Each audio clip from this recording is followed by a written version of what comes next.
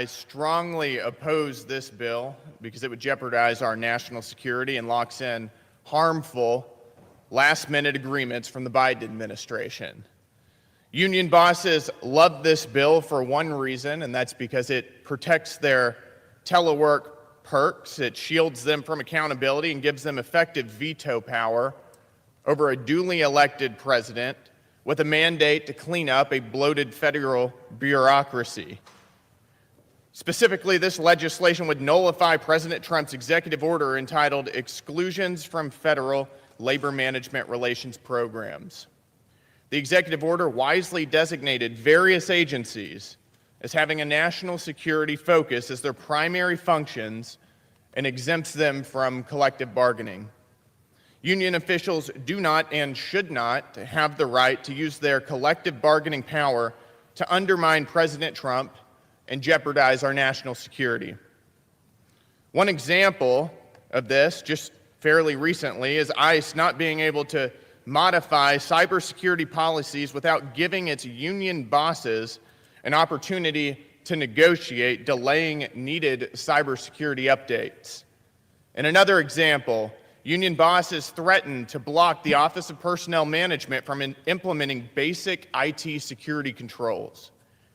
There's a troubling pattern where union bosses block measures that they don't like, forgetting that they work for the American people and not the other way around.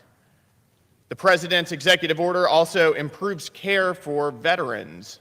On August 6, 2025, the VA announced that it is terminating most union contracts to comply with the executive order. Employees at the VA currently spend 750,000 hours engaging not in care for veterans, but in union activities. That is every single year. The President's executive order will lead VA employees to spend more time helping veterans and less time in union activities.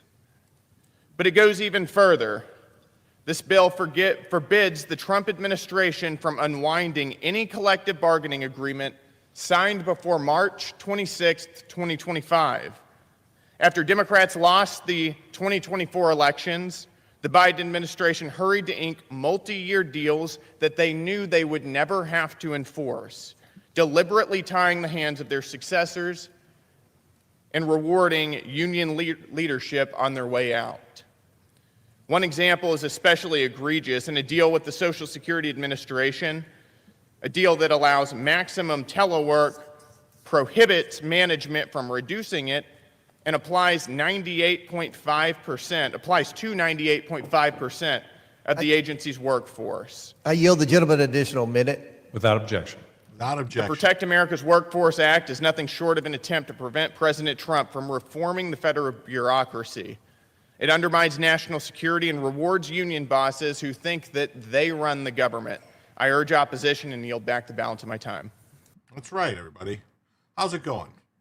So that's what has been going on in the Capitol with the Republicans deciding that they want to all of a sudden defend government unions. It's crazy. It's crazy.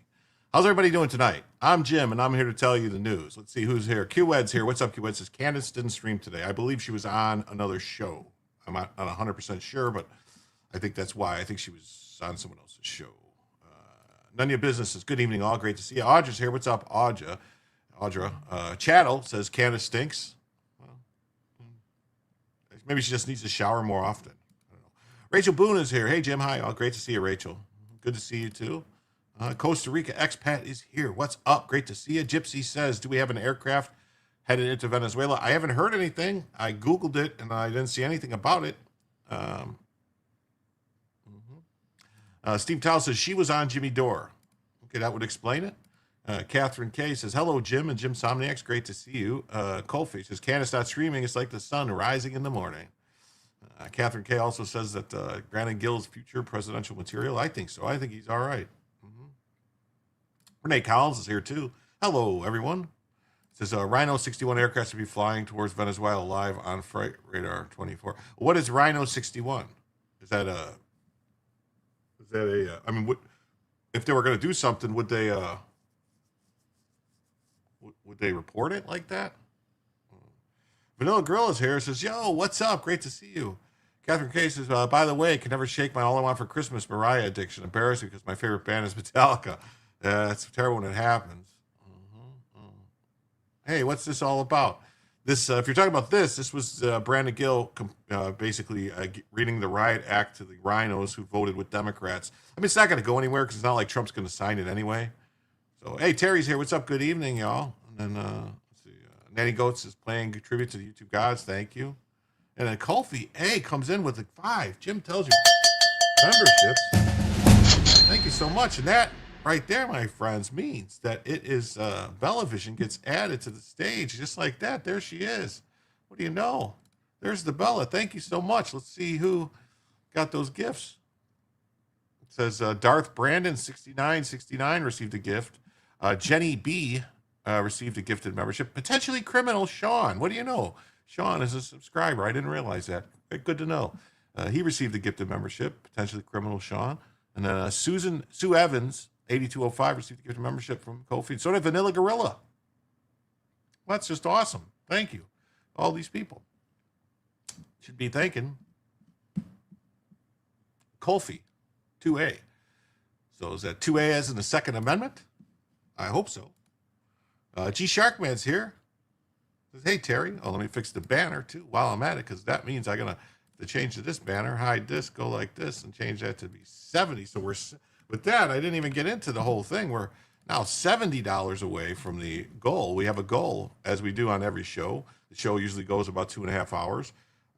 If we want to extend it by an hour, it's $100 for every $100 in total that comes in across all platforms, all donation mediums, gifted memberships counts, becoming a member counts, giving Rumble rants or super chats on YouTube also counts. And there are links posted in the chat, and there's QR codes on the screen for PayPal and Cash App. And there's also a link for coffee, Ko-Fi, something, buy a cup of coffee thing or something like that. They are all greatly appreciated. Tim Lorsong's here, says, hey, Mr. Gill, how you doing? Great to see you this evening. Yes. And G. Sharkman says, hi, Jim and Jim Somniacs. Yeah, Rodney's here. What's up, Rodney? Great to see you. It's the road to privatization and non-elected power. Diamond G says, okay, I'm about to Jim. As Catherine K says, thank you to Kofi. Thank you, Kofi.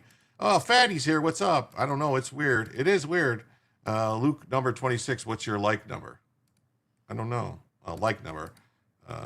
Yeah, Bella's here. Bella's here. There she is. And with young Bella. And any Republican advocating for a government union should be impeached. Yes. Yes. Yes. Yay, Bella's here. Bella, haha, yeah. On Top Racing's here. Hey, what's up? How you doing? Marjorie's here. What's up, Marjorie? Great to see you. So, yes, it is. Second Amendment. That's awesome. That's awesome. We're proud supporters here of the Second Amendment, as Jim tells you. We believe that every and all gun control is unconstitutional and an infringement, unlegal, unconstitutional infringement on all our rights to keep and bear arms as the founders intended. Pajama top shirt. Yeah. Hallucinosis. Retarded person of the week, I think she meant to say. It's Candace Owens. Yes, it is. Not regarded. And Michelle's here, too. What's up, Michelle? Great to see you. All right, so let's get into some. I got a couple other. Why do we need a government union? So that they can shake us down, and then they use them to give money to the Democrats. Oh, let me fix this, too. So I do this, and then this. Nope. Wrong one.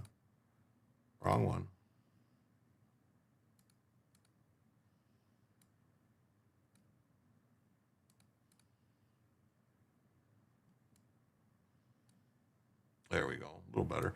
She's like half off the bed tonight. I don't know what she's doing over there. Crazy. I think I might have to move the bed manually. She's a little too close. Something got a little too close. Okay. Let's see. Hey, Fran's here. What's up, Fran? No camera adjustments. FYI, that plane just went off radar. Must be a false alarm or a secret. Well, is it the radar or is it the transponder? Because they might have shut the transponder off. Hey, what the F's here? What's up? How you doing? Great to see you. So I got a couple other videos.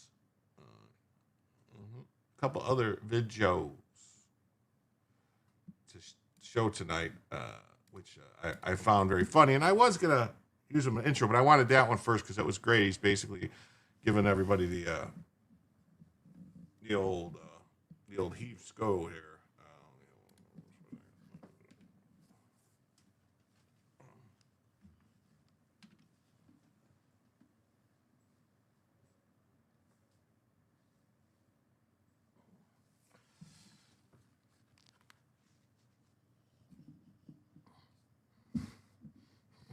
I thought I put that, for some reason, I thought I pulled that off, and then how it got back on, I don't know.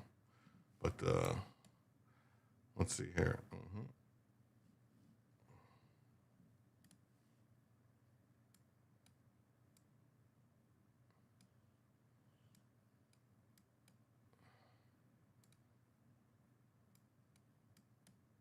Yeah, that's better. That's better. All right. So what was wrong with my last chat about CO? Nothing was wrong with your last chat about CO. What are you talking about? I didn't say anything was wrong with it. Hi, Bella. Candace Owens always seemed retarded. Yeah, she does. There appears to be a cat toy in the middle of the dog bed. That's the dog's toy. Good evening. What's up? How you doing? I knew you were going to F up and do a foot shot. I warned you. I tried to shut it off. I must have hit when I bent. I don't know what I did. The private CI bird flew out towards Cuba 48 hours ago from Venezuela, approximately. Drug and alcohol testing for all congressmen. Yes, it should be. So here we go, right? See, this is Trump is going to deport Ilhan Omar personally.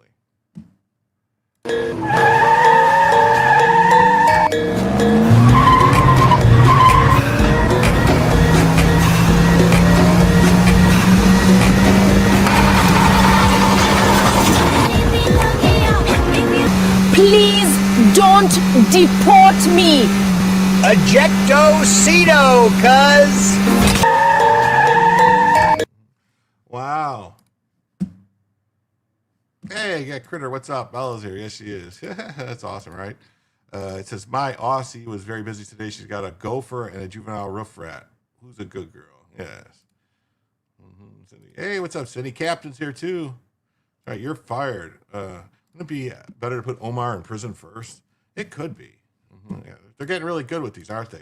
There was I could swear, that was yesterday's one, right, where she was pushing, or the other night was pushed her into the ocean, threw her into the ocean. And then we got this guy. Remember this guy? He was this is that guy. The hey, what's up, Half Irish? Great to see you. Yeah, go Trump. That's right, Cindy. Remember this guy?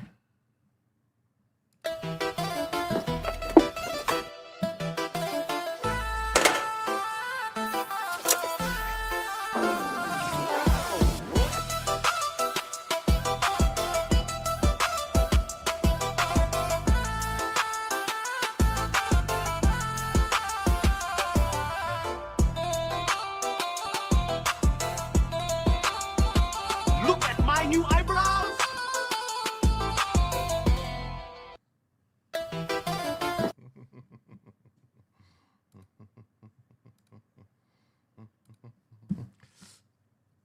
Now this one, I don't know. This one might get me in trouble.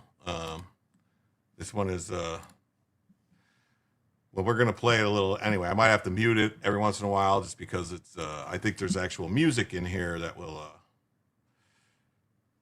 Shri retarded. Yeah, Shri is retarded. So this is the auto pen eyebrows. Yes. Billions in fraud shouldn't be investigated. Omar for Orange is the new black. Oh, definitely. No, she needs to go.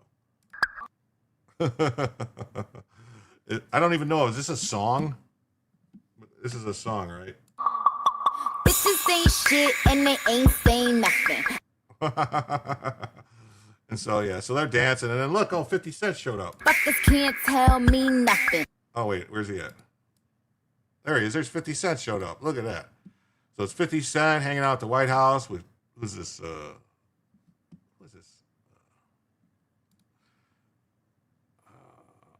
What's her name now? Not Cardi B. Is it Cardi B? Or is it,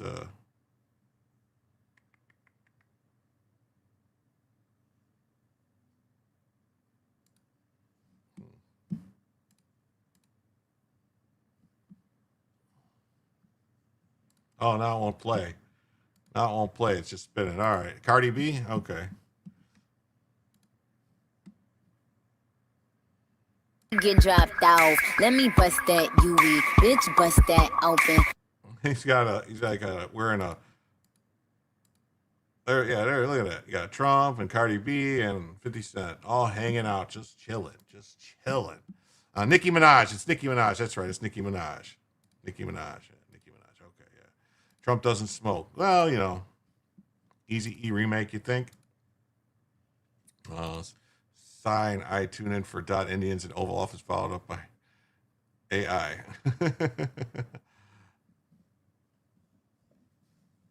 Well, you know, it's just you know, it's Nicki Minaj. Yeah. All right. Yeah. I don't know. I'm not all up on the old rap game, as they say. But how's it going? Or maybe he does smoke. Yeah. Maybe he uses those cigars the way Bill Clinton did.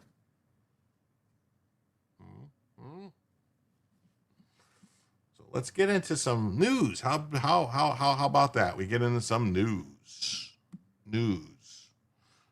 reviews.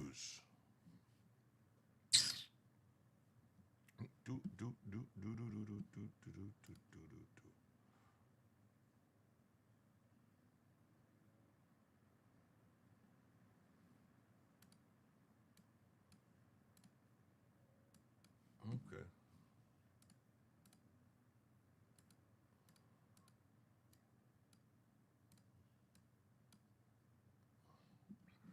All right, let's get into some news. Here. Oh, OTR Smokehouses. I switched channels from On the Top of Racing to give this one an extra like and a sub. Well, thank you. I appreciate that. I really do. Eastwind Farms. Yes, what's up? Peace. Saxony, really, mine just turned a year. She's right. Oh, did I see? Delay is obvious is here too. Nicki Minaj, what's up? I didn't see you. I'm sorry. Nanny Go too. Captain Z, what's up? Do what David do. D does. Nicki Minaj. Yes. Saxony, I didn't see you. Oh, I'm sorry. Okay. Critter Sitter's here too with the Snowman. What's up? So we got this. A federal appeals court blocks the release of hundreds of detained illegal aliens that were arrested during Operation Midway Blitz. Remember, there was some judge that said, you have to release them all. A federal appeals court is blocking the release of hundreds of ICE detainees, at least for now. The case centers around whether the government violated a consent decree banning warrantless arrests in certain cases. The appeals court saying each detainee's case should be evaluated individually. That's right, individually. Federal appeals court is blocking the release of hundreds of detained immigrants who were arrested by ICE during Operation Midway Blitz. The case centers around whether the government violated a consent decree. Problem with that, though, is that the consent decree was not against the federal government. It was a consent decree against the city of Chicago for making, arrests of people without warrants or probable cause. Hey, what's up, H.J. Rama? Great to see ya. The appeals court said each detainee's case should be evaluated individually. A consent decree does not sound like the law. No, it doesn't. And it's not a consent decree that was binding the federal government. A federal judge has ordered the release of hundreds of migrants arrested in the Chicago area, including some arrested under Homeland Security's Operation Midway Blitz by November 21st, after finding their arrests could have violated a 2022 consent decree. U.S. District Judge Jeffrey Cummings sided with attorneys for the ACLU and NIJC, representing detainees, who said the DHS violated a consent decree that limits the ability of federal agents to conduct warrantless arrests. Cummings ordered 13 people to be released by Friday at noon and another 615 people to be released into alternatives to detention, which could include electronic monitoring, unless the government chose to appeal or otherwise oppose the release by this Friday. 615 people were arrested between June 11th and October 7th under the program known as Midway Blitz. Those released on alternatives to detention will remain outside of a detention facility but monitored by the court, while the attorneys and judge determine whether arrest violated a pre-existing consent decree. Sounds like the court is putting itself in a place where they're actually the prosecutor and they're deciding what, we're going to monitor. I didn't know the court was responsible for monitoring illegal aliens.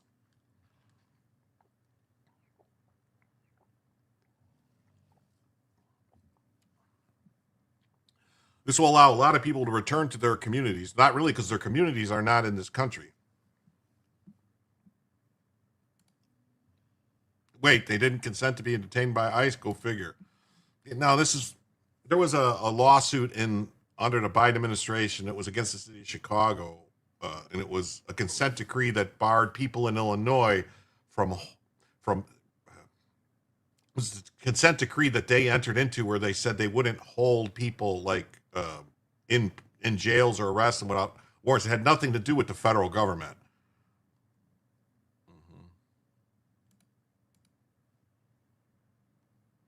Attorneys representing the detainees say they expect the list of those unlawfully arrested to grow, as the Department of Homeland Security says a federal judge's ruling will put American lives at risk.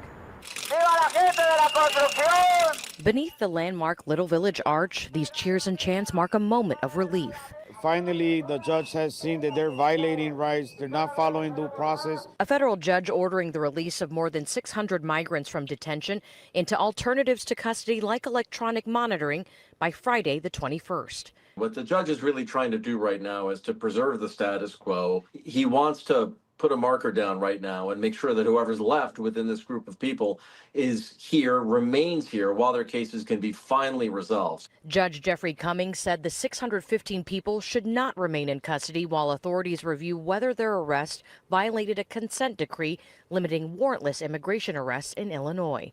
The judge also acknowledged that if the Customs and Border Patrol and ICE had merely followed federal law and our consent decree, there would be nothing for him to order. The Department of Homeland Security posting on social media saying in part, quote, an activist judge is putting the lives of Americans directly at risk by ordering 615 illegal aliens be released into the community. The judge also told the Justice Department to review all other arrests that may have violated the same court order and to share those findings. The government has between now and Friday to either appeal or oppose the ruling. Oh, they opposed the ruling. The judge has also ordered them to provide additional information on all arrests that have taken place since October 7th in order to review and determine whether any of those people were unlawfully arrested and halt all deportation proceedings for people who are pending release. People detained by ICE who have prior removal orders or pose a significant risk to the public would not be eligible for release. The judge also acknowledged that if ICE and Border Patrol had merely followed the law, well, these judges full of shit. The fucking law is what the law is. The judge is trying to twist the law into something else. But in his view of the agreement is that our folks who do not have criminal histories or risk of danger, who are unlawfully arrested without probable cause, should be released. Anybody who is illegally in the country is subject to an immediate arrest for deportation. That's the law. They were releasing them without notifying immigration. Yes. Yeah. Oh, no, but no, they don't tell the president what to do. That's right. And they wouldn't honor detainers. Yes. Mm-hmm. Yeah, because they entered into consent decree where they said, oh, we can't hold these people because they're not warrants. These are administrative warrants. And it's just a game. The Castellana Nava consent decree is effective. Live from Chicago, this is breaking news from ABC 7 Eyewitness News. What the fuck are you doing?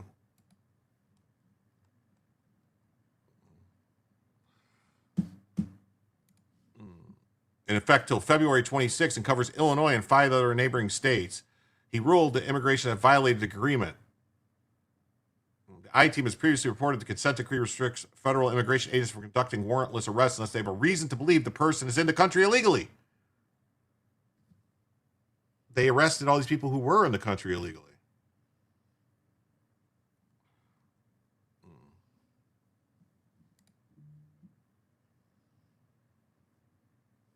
Weighing whether he can grant relief to hundreds of immigrants who attorneys argue were unlawfully detained by ICE and Border Patrol, this during Operation Midway Blitz.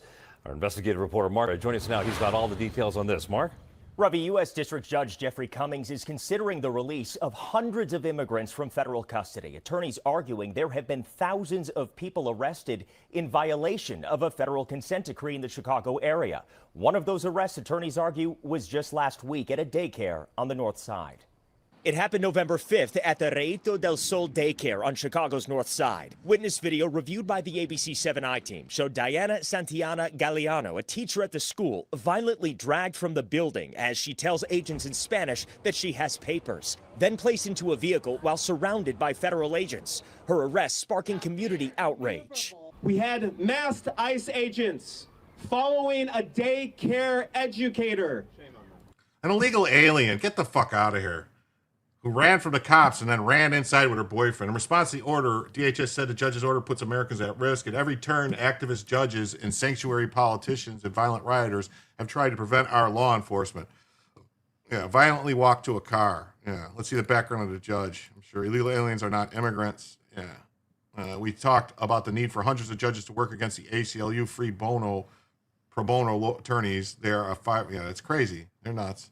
Yeah, explain the consent decree. It's something that the Biden administration entered into, but they can't enter into something that binds the next president. That's the problem. They're not allowed. A consent decree is supposed to apply to like states, and city police. That the government would enter in a consent decree. So, yeah, get the fuck out. She has rolling papers. A diaper changer is not. Yeah, consent decree is a court-ordered agreement that settles a dispute between two parties without admitting guilt or liability. Yeah, but they can't enter into a consent decree to not follow the law. To say, okay, we won't follow the law because you don't like it. Mm-hmm. Yeah, like Epstein. Yeah, pretty much. Mm-hmm. If they were detained back in October, November, then why are they still here? I don't know. Why is the fucking Maryland man still here? Now activist judges are putting the lives of Americans at risk by ordering 615 illegal aliens to be released into the community. But it's already the law that ICE cannot detain somebody without reasonable suspicion they're in the country illegally. So to say like, oh, you can't arrest these people, they know they're in the country illegally. That's why they're under arrest. It's like ridiculous. Hey, Kelly, what's up? Great to see you. It's disturbing. It is. It's quite disturbing. It really is. Disturbing that this happens over and over and over again.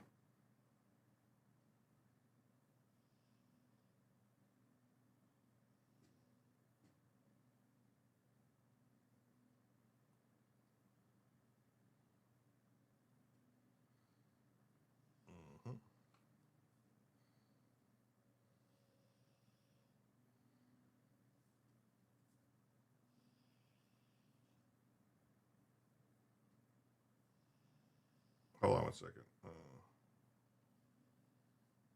Sorry. Salty C was, hey, Jim tells me. That's what it's disturbing. It is. Sorry about that. Someone was sending me a message. I was trying to see what it was. The judge has also ordered the Department of Justice review all the remaining arrests to see if any of those people should be released also. Over the last month, attorneys on both sides of the case have been working to identify how many people were arrested by agents in violation of that agreement. They believe cases are happening daily. Yeah, that's what they're saying. They're terrorizing our neighborhoods. They're brutalizing people. All the tactics of Bovino and the tactics of Vice have been unlawful in the vast majority of arrests. We'll see. I couldn't buy a beer from 7-Eleven for my brother without him asking for my ID. What the fuck? Hey, Joe's here. What's up, Joe? Great to see you. Nice to see you. Earlier this week, Fleming told the I-Team the list of people arrested potentially in violation of the consent decree has grown to more than 3,000 people. We started to dig into the case files they produced to us, and the vast majority are violations. If they didn't have a prior order of removal, in almost all circumstances, they've been uniformly violating consent decree. So if there's people that are here illegally, they can't arrest them to get them out. They have to first get a final order of removal. There may be duplicate entries on both lists, so his team doesn't have a solid figure yet. Attorneys representing the Homeland Security have argued that Congress stripped federal courts of their authority to grant parole to large groups of immigrants in ICE custody. In their filings, Congress has vested the authority to grant parole solely to the Secretary of Homeland Security. Federal courts cannot order the Department of Homeland Security to release any aliens on parole because Congress has stripped them of that authority. They have. The review of people arrested by agents potentially in violation of the decree, he says, is more than 1,000 people, meaning they have been deported already after signing voluntary. Fleming said more than 1,000 people are no longer in the U.S., meaning they have already deported after signing voluntary removal orders. So these are people that were here illegally. So they know they're here illegally, yet they want them to just release them back into the custody. ICE is under a consent decree since when? I don't know. The consent decree, from what I saw, wasn't under ICE, so I don't know. Something Biden entered into. The family man is never going away. Oh, he's going. He's going. It seems that way. No, he's going. A lot of these folks have never had any interaction with law enforcement, never been subject to detention. It's horrifying. Were they in the country illegally? If they were in the country illegally, then that's a crime. Yeah, well, we raise it with the court because if you don't provide interim relief, there won't be anybody left. Yeah, he is going, gone. Yeah, that's what I say. What? Yeah, so that's. And the court blocks the immediate release of the immigrants detained in the crackdown because that's the law. The district court has no authority to do what it's doing. This dickhead. Appeals court on Thursday blocked the immediate release of the immigrants detained in the crackdown in the Windy City. The Seventh Circuit Court of Appeals ruled 2-1 to extend a consent decree which allows federal authorities to make warrantless arrests. So this says to extend a consent decree which allows the federal authorities to make warrantless arrests. So it says it allows them to make warrantless arrests. So which is it? They were awaiting release from a ruling in November. However, the Court of Appeals said Cummings needed to assess each case individually, citing the consent decree, which carefully maps out what the district judge can or cannot order. The panel of judges did acknowledge immigration officials were wrong to subject all individual arrestees to mandatory detention. Oh. We will work tirelessly to ensure that people who were unlawfully arrested will be able to return to their families and communities. About 4,000 people were arrested. Yeah, being here illegally is horrifying. It is. I thought local consent decrees were only for local. This is very confusing. Yeah, I didn't think there was anything like this, that you could enter in a consent decree and say we're not going to enforce this law. What? I wish anyone cared for me the way libtards care for illegals. You ain't kidding. Judges in other states, including Colorado, have ruled against warrantless arrests of immigrants who are not the target of ongoing immigration enforcement plans.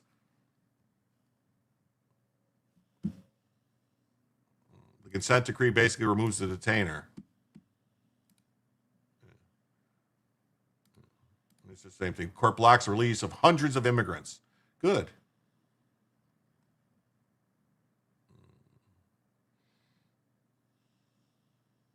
So a 2022 agreement governing how customs enforcement can arrest immigrants besides those being specifically targeted in an operation. The consent decree has been the spotlight. So what they're saying is Biden entered into some consent decree with whoever this was, that if they weren't targeting a specific people, if they just came across somebody who was also illegal, that they can't arrest them too. Basically, like if you were going to kick down somebody's door to arrest somebody, and you found somebody else there that was also a criminal, you'd have to let them go? What? Yeah, warrantless arrests happen all the time. Yeah, it's ridiculous. Yeah, it voids the detainer. Cummings, who found the government violated the agreement, ordered the release of 600 immigrants on bond. Well, on to the next story now. We got new restrictions on SNAP.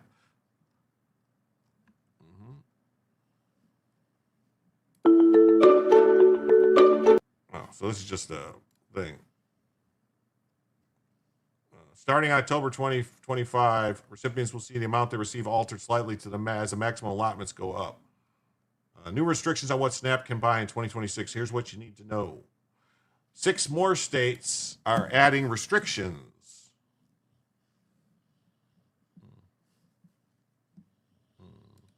You sat in the back of a cop car for 4 hours while the rookie cop called a judge only to let me go. So while they investigate, they want them released, stall tactics so they can run and hide. Yeah, it's exactly what they want. So a consensus decree is like cashless bail is how it works, and it's not supposed to be that way. Even Ellis Island had an isolation aspect. Yeah, it did. Yeah, there was nobody. You came in on Ellis Island, everybody was held for a while until they passed certain things. So look at this. So Hawaii, Missouri, North Dakota, South Dakota, Virginia, and Tennessee are joining 12 other states and adding waivers that will redefine what types of food can be purchased with SNAP dollars. So they need to get a waiver to not allow people to buy like soda and and candy. This is crazy. The changes vary slightly from state to state, but in most cases, it makes soda, candy, or energy drinks off limits. With these waivers, we are empowering states to lead, protecting our children from the dangers of highly processed foods and moving one step closer to the president's promise to make America healthy again, said Brooke Rollins. The waivers will be implemented at different points throughout the year. Florida, for example, is banning the use of federal food aid to purchase soda, energy drinks, candy, and prepared desserts starting January 1st. In Missouri, recipients have a similar measure taking effect in October. Iowa is taking a more roundabout approach to restricting the purchase of unhealthy food. Starting in January, the state's restricting SNAP purchases to only non-taxable food items. The state allows for sales tax on candy, prepared foods, and soft drink, which means they will no longer be approved for SNAP purchases. Now, here's the thing, though. Like, a lot of grocery stores have, like, that prepare, like, food, like actual food, like rotisserie chickens or fried chicken or sandwiches and stuff. So they're saying you can't use SNAP for any of that. I don't know. See the interactive map below to learn about the new limits coming in 18 states. The new bans on soda and candy aren't the only restrictions on how people can spend their SNAP. Non-food items like soap or paper products, alcohol, tobacco, vitamins, medication, and hot foods are already off limits in every state.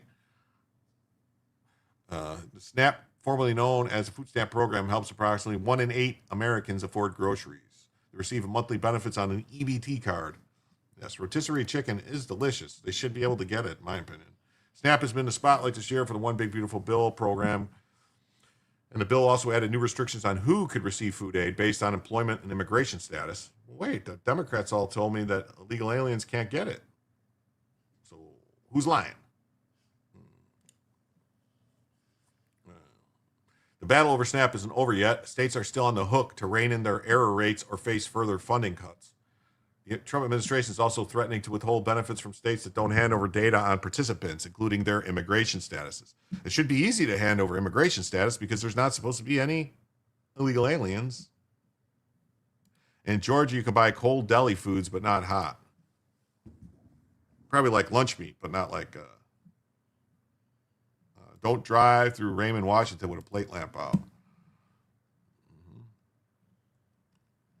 So let's look. Let's do this. Here's the map. Here's the map. here's the map. Let's see. So Florida, it says restricts purchase of soda, energy drinks, candies, and prepared desserts. South Carolina restricts candy, energy drinks, soft drinks, sweetened beverages. Louisiana, soft drinks, energy drinks, and candy. Arkansas, purchase of soda, fruits and vegetable drinks with less than 50% natural juice, and unhealthy drinks and candy. Texas, sweetened drinks and candy, soft drinks and candy. Arkansas, yeah, we saw that. Tennessee, processed foods and beverages such as soda, energy drinks, and candy. Candy, prepared desserts, certain unhealthy beverages. Indiana, purchase of soft drinks and candy. West Virginia, purchase of soda. Virginia, sweetened beverages. Iowa, restricts all taxable food items except food producing plants and seeds for food producing plants.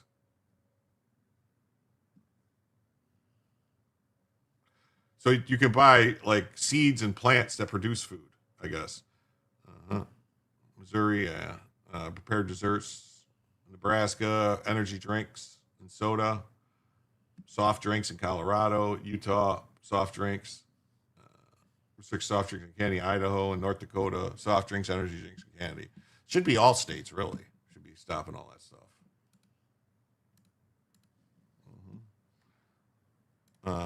No sweet tea in South Carolina has everybody in an uproar. Once they take it off the hot bar and shelve it, they can buy it. Okay.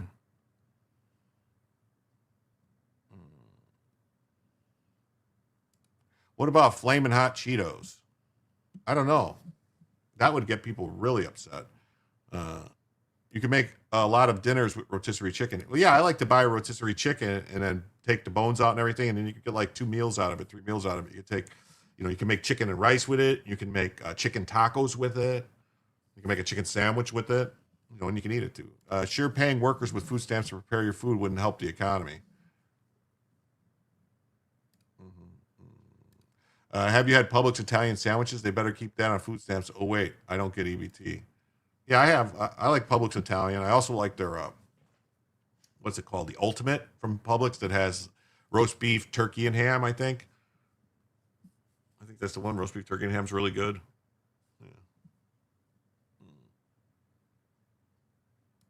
Yeah. How are they going to take Coke out in Georgia? That could start a war. Government sucks. Yes, it does. Sucks it up and tells you how much to vote. 4 meals in one bird plus bone broth. Yeah. The government should not be a charity. So, yeah. So we see the restrictions. This is new restrictions. Your work status. What's that say? Same thing. Just work status and stuff. And so let's see. Oh, this is going to actually show your allotments. Let's see. So this will, I'm going to pause it. All right. So let's see. Net monthly income eligibility. So household of, if you make, this ain't very much money. I mean, for this to be your eligibility income for like, let's say a family of 4, $2,600 a month. I mean, that's less than 30 grand a year for a family of 4. And if you make over 30 grand a year in a family of 4, you don't qualify for SNAP and EBT. Well, what? Mm-hmm. Maximum SNAP allotments for a household size of 1 is $300. 2 is almost 600, and 3 is less than 800. 4 is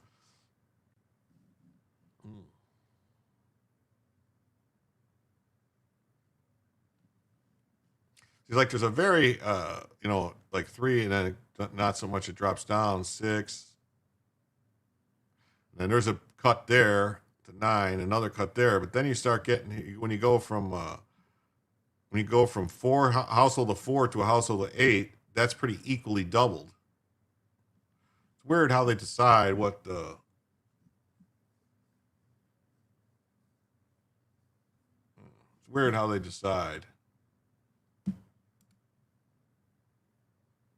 This just says the Trump administration approved 6 states to restrict food stamps. I mean, it's not so much restricts, it's just saying you can't buy certain things with them, which nobody's really, Same thing here.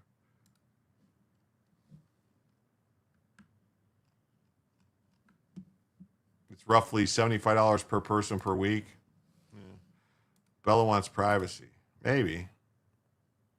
People who know Publix, I feel for you.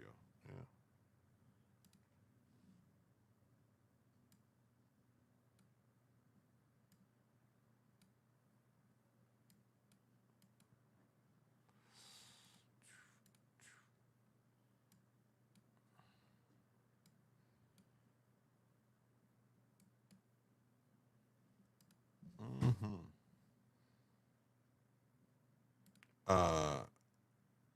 10,030 a month, you only get $54. 1,030 a month, you only get $54. What? I'm a household of one, and there's no way I could possibly spend almost $300 a month. My grocery bill is still high, but I'd weigh 200 pounds with that much money. I don't know.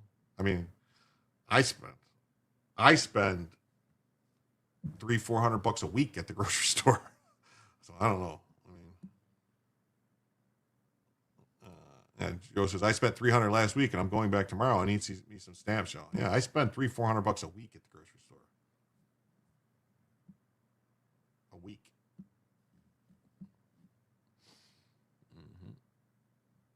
The waivers are empowering states to lead and protect children from the dangers of highly processed foods. One here in California, you get $287. They asked and received approval to bar residents from using food stamps or money conveyed through the SNAP program for such items as candy and soft drinks. Hey, Julio Scissors here. What's up, buddy? Great to see you. Long time no see. So we saw this. So you can't buy trail mix, pieces of candy, and some cereal or energy bars. Oh, man, if they're going to ban you from getting sweetened cereal, that's fucked up, because what else is there? Like no fruit. I know I've heard that like Snap, you can get cereal, but it can't be any sweetened cereal. Like you can get like, Cheerios, but not like Honey Nut Cheerios. You can get like Corn Flakes, but not Frosted Flakes. Most EBT got a lot of weight to maintain. They probably fly through 300 in grocery before they leave the supermarket parking lot. Probably. All right, let's see here. All right. Now this is a story. It's not really national news, but it was something I thought was an interesting story. The Tallahassee commissioners vote to sell a golf course amid published pushback. I don't need your permission to eat. Well, thank you. Hey, what's up, Tuckweek? Great to see you. Hey, Jimbo, what's up? Hey, Julio's here. Yay. Honey Nut Cheerios better not come off the list. I'll riot. It was never on the list, as far as I know. It was just regular Cheerios. Couldn't, anything that had sugar added, you weren't able to. Wick has a list. Maybe it's Wick I'm thinking of, that you can't get the cereal, the Honey Nut cereal. You got to get this regular Cheerios and like rice. You get like regular Rice Krispies, regular Cheerios, regular Corn Flakes, stuff like that. Can't have any added sugar. I mean, maybe it's Wick. I don't know. You have kids that eat a lot. I probably spend around $100 a week, and I cook more often than not. Okay. So what do you think? What do you think the reason is that they're upset about this golf course being sold? Reminds me of childhood when my mom would want me to eat versus what my gran would let me eat. Yeah. They can buy sugar and put it on the cereal like the rest of us. City Commission ending debate tonight about the future of the Capital City Country Club. Our Capital City correspondent Matt Hoffman was inside the chambers and filed this report.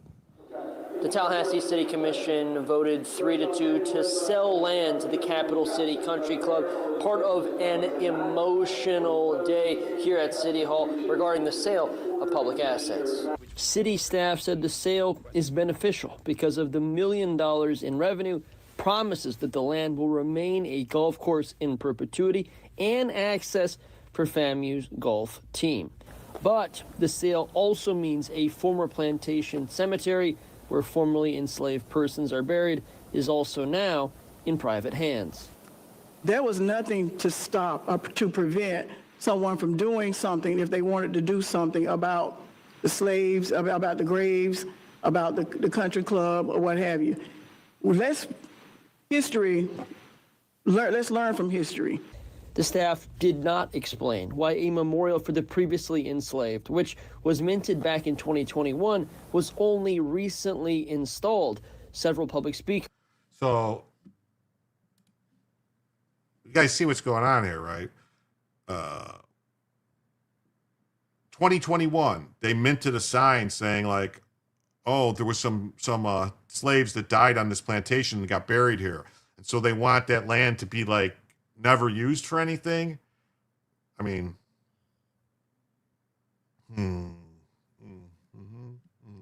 yeah, they buried Toby on the 14th, 17th green. Yeah, no, like, I don't even think it's like Julio. It's not even like that. It's like, it's not like it wasn't like a cemetery with a whole bunch of people there. There was a plantation on the land. It was a plantation that had slaves in the plantation, and they buried some there that died. It's not like I mean, fuck. Isn't there people buried all over the whole country? Like, people used to die all the time, and they would just dig a hole and bury them in it. If that's where we're going to all of a sudden now be making it like you can't build anything there, then we can't build anything pretty much anywhere. What, do they think this is going to be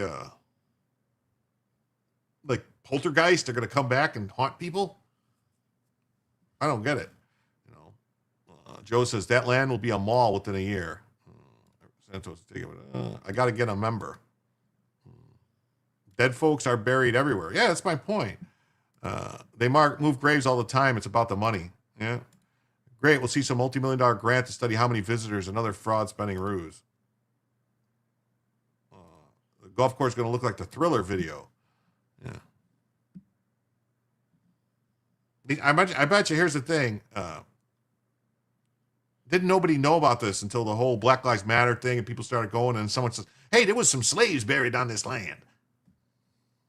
Called it suspicious. Stealthy nature and lightning fast pace and rushing forward with the sale of the golf course with virtually no transparency, community engagement, public vetting, or advance notification strongly suggests ulterior motives. Talked a lot about the future of the property and profits for the golf course, but there's people buried out there whose relatives might live in the city of Tallahassee who don't even know. The city commission so they don't even know. Down a motion 3-2 for a full. So they don't even know. It's just saying people don't even know. They might have somebody there. Nobody even know who's buried there. No. That was pretty morbid. It was, right? Jim, take the movie Poltergeist. That's a classic. Oh, I'm just saying, As if slaves really had marked graves. That's what I'm saying. They don't nobody know who's buried there. If you claim a property as a cemetery, they don't have to pay a property tax. Oh, maybe that's why. Ground penetrating radar. Well, Bella moved again? Bella, stop the moving.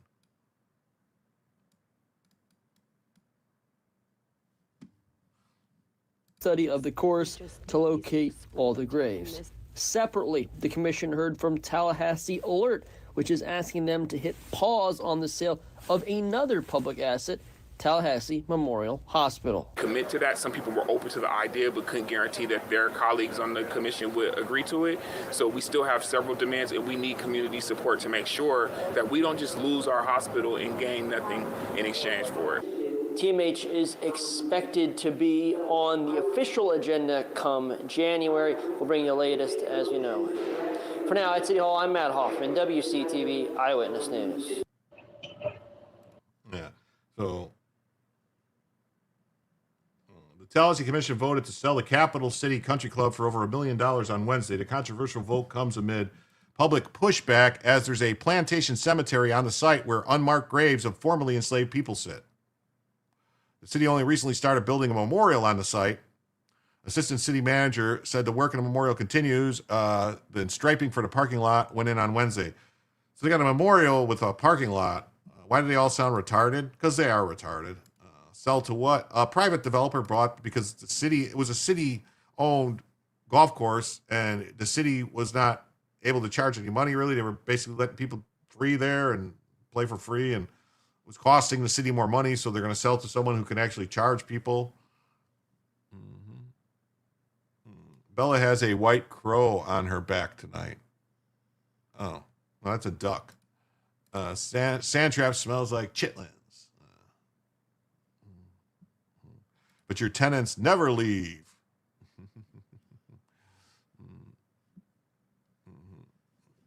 Yeah. City staff said the sale of the golf course would be beneficial. The city would make over $1 million, and some of that money would pay for the memorial. Deed restrictions would ensure the property remains a golf course and that the FAMU can practice there.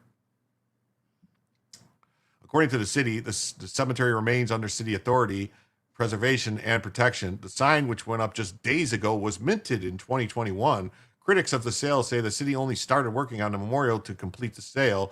Doolin did not mention why the sign on the date is from several years ago. Because they minted the sign, they just didn't put it up.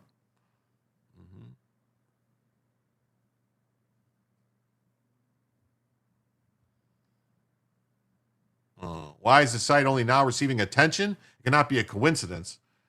One public speaker says, yeah, because the site's only receiving, now because people are trying to, get a shakedown for some money, more than likely. Asked why it's taken 3 years to start. Another speaker asked why it's taken 3 years to start the memorial. Some city officials cited tornadoes in 2024 as the delay. The other options for the property were floated at Wednesday's meeting, but they were not recommended by staff. One option was to operate the club as a municipal golf course, but the city would lose more than $3 million a year, something Doolin said is partly because there's two other courses in Tallahassee. The Capital City Country Club currently leases the property from the city and wants to buy it to make improvements. They say they can't get the financing they need if they are just renters. Just before the meeting, some of those opposed to the sale were barred from bringing signs or notes into the meeting. A city staff member said it's city policy that signs are not allowed, but some argued the 8x11 flyers were notes, not signs. Over 24 public speakers were joined for the meeting to share their thoughts on the sale. One speaker, an FSU professor, said she couldn't believe the city commission was even considering the sale. Oh, look, this guy's got a picture of him with a mask on. What do you know? The city commission is now debating whether to sell. You can always tell these people by the masks on their face, like, what the fuck? It says it's not that complicated. Just use an acre or two. It would need, fence it off. Millions sounds cheap to me. It's controversial as there's a plantation cemetery built on the site where formerly enslaved are buried. Commissioner Jeremy Matlow says selling the golf course takes it away from us. He's just taking out a $2 million bond that the club would pay back over 15 years, though the club would retain its lease for 30 years. What? Sounds like golfers aren't complaining. It's already a golf course. No, it's already a golf course. Bazooka Joe wore a mask. Yeah. There's been misinformation about the delay. It's very disingenuous because the commission is committed to identifying what we can do about it. Williams Cox said she's ready to move forward with the sale so that money can be put into city services. There's nothing to prevent someone from doing something if they want to do something about the slaves, about the graves, about the country club, or what have you. Let's learn from history in this city. Do I golf? Yeah, I golf. After a heated discussion on all sides, the commission voted 3-2 to sell the land to the Capital City Country Club. Yeah, they're upset it took them 3 years to build a memorial, but previous 160 didn't bother them. Well, they're upset because most of the people didn't have no fucking clue anything about there being a cemetery or people buried there. They have no clue who's buried there. He said, well, there might be people that are relatives of them around here that have no idea that these people are buried there.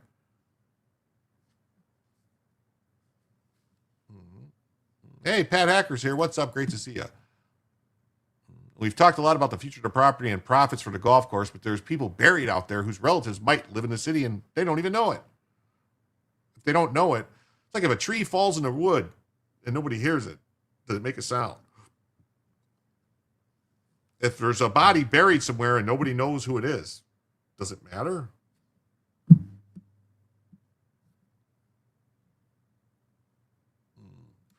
Yeah, Parks and Rec was a bad steward of it. It's also likely. Yeah, probably. There's ulterior motives. Well, what's the... They don't even know how many people are buried there. It was a plantation, and some of the slaves who passed away or died or whatever were buried there. Nobody knows. They want to conduct a study to find all the graves, but a city manager said the first report was done by the parks, and the motion for a new study failed 3-2.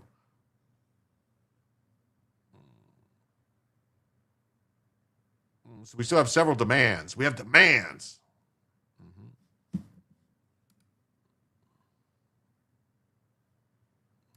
Here, of course, the AP says Florida capital city approves plan to sell golf course built on slaves' graves, despite outcry. The golf course is not built on the slaves' graves. They have the area where the people were buried, and it's where the memorial is. It's a small plot of land. They weren't just burying people everywhere.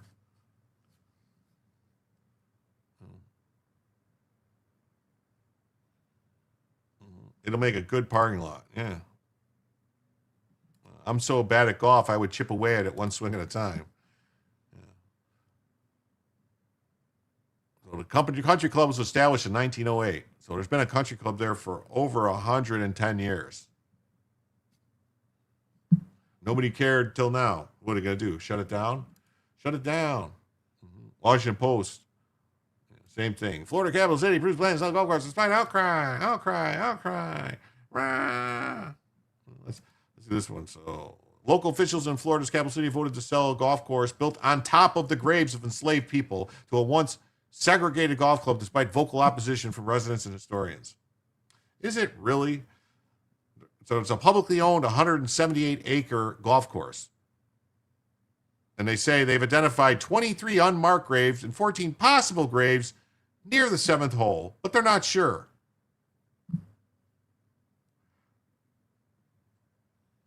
Across the country, many thousands of unmarked or forgotten cemeteries of enslaved people at risk of being lost. Well, how many unmarked or forgotten graves of people that weren't slaves do you think there are? Not just the slaves, but how many people that weren't slaves do you think there are? There's graves all over the place. There's cemeteries that were hundreds of years old that people just bulldozed over and built on top of. I mean, it sucks, but that's, once the time passed that nobody's coming to visit anybody, nobody's doing anything, they do what they do. Stuff basically disintegrates and there's nothing left.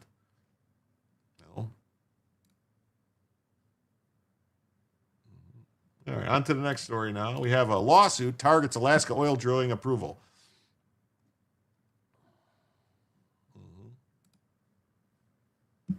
Oh, here we got Trump talking. Is this going to be about this or is this going to be about something else?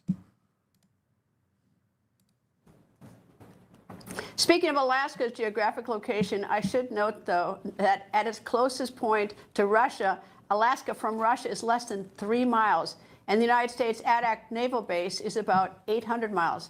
Alaska's U.S. Senator and member of the Senate Armed Services Committee, Dan Sullivan, joins me. Good evening, sir. And why do we need the Golden Dome? Well, good evening, Greta. And, I was in the Oval Office yesterday with the president when he was talking about the Golden Dome and talking about Alaska's key role in that. Look, it's a great vision of President Trump. And by the way, it's continued leadership by President Trump. He was working on big missile defense during his first term. Of course, Joe Biden didn't do anything in this area. And now, during the second term, President Trump has laid out this vision of a Golden Dome that can protect all of America through layered defenses, starting, of course, with Alaska, our ground-based missile interceptors that are based there already, our radar systems based throughout our state, including the Aleutian Islands. But then this vision, which the Congress fully supports, is going to move forward into space. So it's going to have a space-based sensors, space-based interceptors, and an open architecture that brings data and new software to bring it all together. It's a great vision. We had a big day in the Oval Office. Alaska is going to play a big role, but I will tell you, President Trump's leadership is driving this, and it's something that no other country can do. I thought this was about this other thing. It's not. So sorry about that. Conservation groups, which means do-gooder climate change weirdos, and an Inupiat aligned group, so Inuit aligned group, sued Thursday to overturn an approval of exploratory drilling in the National Petroleum Reserve. So we have the National Petroleum Reserve, which is where it's this area where it's to preserve, because we know there's a bunch of oil there. And we want to drill to see exactly how much oil is there. So we want to do some exploratory drilling to find out what's there. And they're like, no, you can't do that. And saying it was improperly analyzed by the government could harm the caribou. So drilling in the ground is going to harm the caribou. U.S. Bureau of Land Management, BLM, approved a one-year program proposed by ConocoPhillips last month that included seismic surveys aimed at helping identify oil and gas reserves and plans to drill 4 exploration wells. Activities would occur near the existing ConocoPhillips developments, including the large Willow Oil project. The complaint filed by Earth Justice on behalf of Sovereign Inupiat for a Living Arctic and the Center for Biological Diversity in the Wilderness says the process around the company's application and its subsequent approval lacks transparency and was rushed. Transparency to who? Yeah, the underground caribou. Hey, Salty C, what's up? Great to see you. A final decision was issued days after a limited public comment period ended. That's how it's supposed to work. BLM has pushed this project through without proper analysis or process and without considering the significant flaws in the measures it relies on to justify its approval. It names BLM and its parent agency, Department of the Interior, along with the Interior Secretary Doug Burgum. Interior Department spokesman Elise Sharp, said the department does not comment on pending litigation. Dennis Nuss, spokesperson for ConocoPhillips, said in an email the company is confident in the robustness of its plan and the permits and looks forward to completing its work within the limited winter exploration season.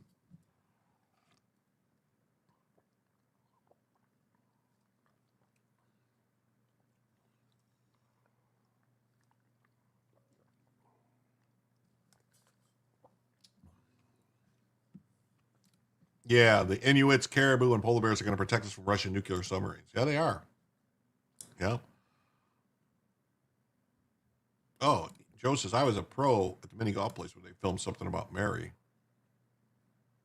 Notice it's close to Chinese water. Russia won't send 40-year-old rockets. Arms race of our stolen Chinese. They're going to pull a California Save the Animals land lockdown move. That's what they're trying to do, Mark. That's what they're trying to do. I hear that the animals like the warm pipelines. It's Trump's idea, so there's something wrong about it. Yeah.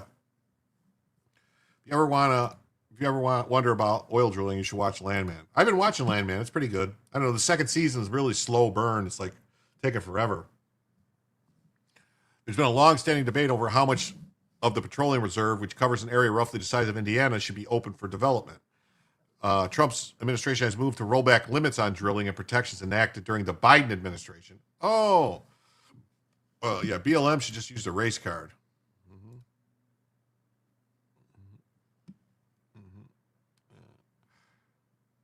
And a law passed this year calls for the first lease sales in the reserve since 2019. The push has been cheered by the state's Republican congressional delegation and governor, but it raised concerns among environmentalists who caution against the continued embrace of new oil production in the face of climate change. That's all it is, these climate alarmist fucking assholes. The reserve is home to the Teshpuk Lake, and the largest lake in Alaska's Arctic region, and the third largest in the state. Wasn't it frozen? So the executive director of the Inuit for a Living Arctic said the proposed exploration program is not only an assault on the caribou and the tundra, it's another chapter in the unfoldment of our people into the system designed to fracture us from within. So are these people claiming they're not part of the United States? It sounds like they're trying to pull that they're not citizens of the United States. So that means that these people shouldn't be natural born citizens since they don't adhere to the whole under the jurisdiction of the United States. So they're not under the jurisdiction of the United States. That would mean they're not citizens. Mark says, hey, Jim, I'm glad you're not with Joe today. Most Alaskans love oil. They reap the dividends. Yeah, if I'm not mistaken, like Alaska citizens get like thousands of dollars a year in income, basically. Like some of them don't even work. They just get this money from the state, from the income. If we're going to drill, we need to have fuel in this country. Yes. Sovereign citizens, far-right extremists. That's what they sound like. They stand against the approval because our future depends on protecting our homelands, our unity, and our right to live free from the harms of industrial expansion. Yeah, I know who they are. Eskimos is derogatory. Oh, well, I don't care. Permanent Fund. Yeah. The group describes itself online as an organization of the peoples and community members that believe in a balanced earth. There are differing views among Alaska natives, however, over future further oil development in places like the Petroleum Reserve. A group representing many North Slope leaders has supported efforts to drill there. The lawsuit says that the work under the program could begin any day and last until April or May. Ta-da! Nice to see you.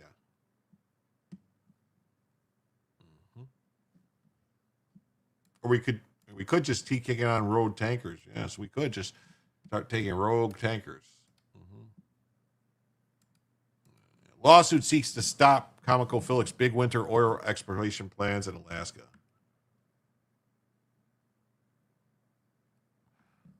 Yeah, they want a lawsuit to stop them from exploring on the oil reserves, in the oil reserves. It's weird. Hey, Neurodivergent One's here too. What's up, buddy? Nice to see you.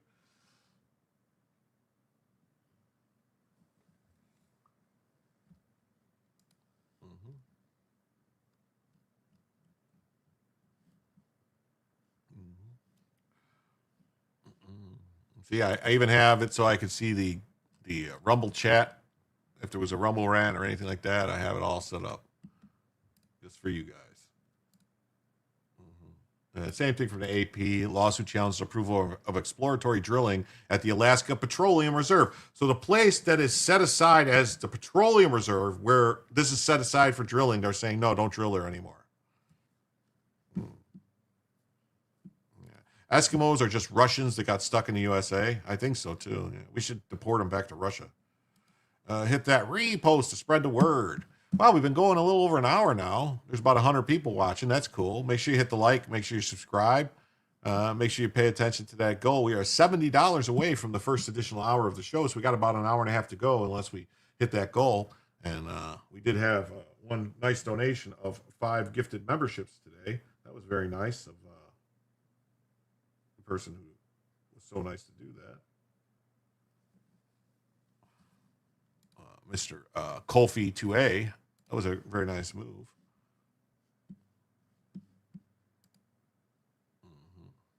And then, and look at this. Now, this story says, threatened polar bears adapting to major threat and fight for survival. So if you remember, Al Gore and all those people, they claimed that all the polar bears were going to be dead because it's getting warm and all the polar bears are going to be dead. Hey, what's up? How's it going, Fran BT? Great to see you. Rumble Xmas. But now they're saying, no, actually, polar bears are adapting. Polar bears are adapting, you see, to survive in the warmer weather. So that's why they haven't all died off. It's not because they were full of shit and lying. Joe says, I must be green now? I don't know about that, Joe. I don't think so.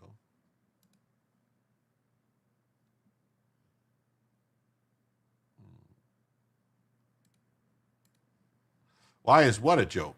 G-Shark, man, what are you talking about? Why is what a joke? Does all this oil go to Asia? No, I think all this oil would come here from Alaska. So a study by the scientists at the University of East Anglia found that some genes related to heat stress, aging, and metabolism are behaving differently in polar bears in southeastern Greenland. The experts believe they might be adjusting to warmer conditions. Well, you guys said they were all going to die. Aren't all the polar bears dead? I don't see any here in Florida. Well, there are some polar bears in Florida, but they're in the prisons. These bears' active genes to local climate data. We found that rising temperatures appear to be driving dramatic increases in the activity of jumping genes. So they have like Mexican jumping genes. And a man-bear pig will survive, yes. Essentially, this means there's different groups of bears are having different sections of their DNA changed. And that activity seems to be linked to specific environment and climate. It's important because it shows for the first time the unique group of bears in the warmest part of Greenland are using jumping genes to rewrite their DNA. What are these jumping genes? Did you know that polar bear skin is black? It also shows how polar bears might survive in a warming world and which populations are most at risk. It comes as over 2/3 of polar bears are predicted to be extinct by 2050. Well, they said they were going to be extinct and they're actually growing, so they're fucking lying with this shit. Arctic Ocean is at its warmest and continuing to rise. Warmest since when? What are you talking about? Since when? Warmest since when?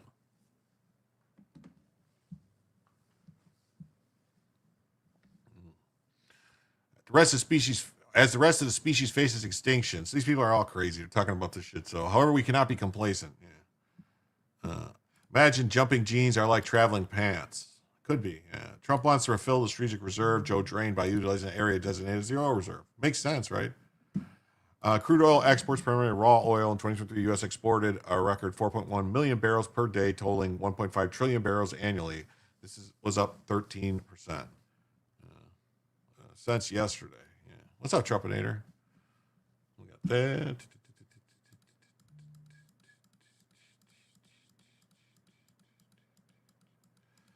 Just closing a few tabs.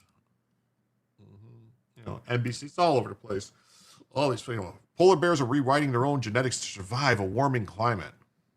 Okay, so they're fine then. So if their genes can do this, that means they're supposed to do it. It means they have this ability. It means they're used to it being warmer. If their bodies can adapt to it, that means there's a reason that their bodies can adapt to it, right?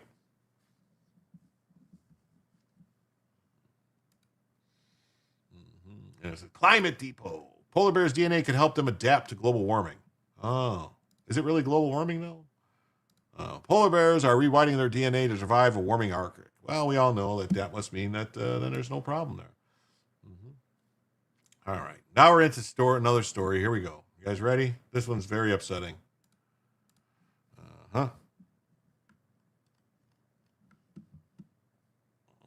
Oh, wait, you mean the climate scammers are lying about the polar bears? I'm shocked.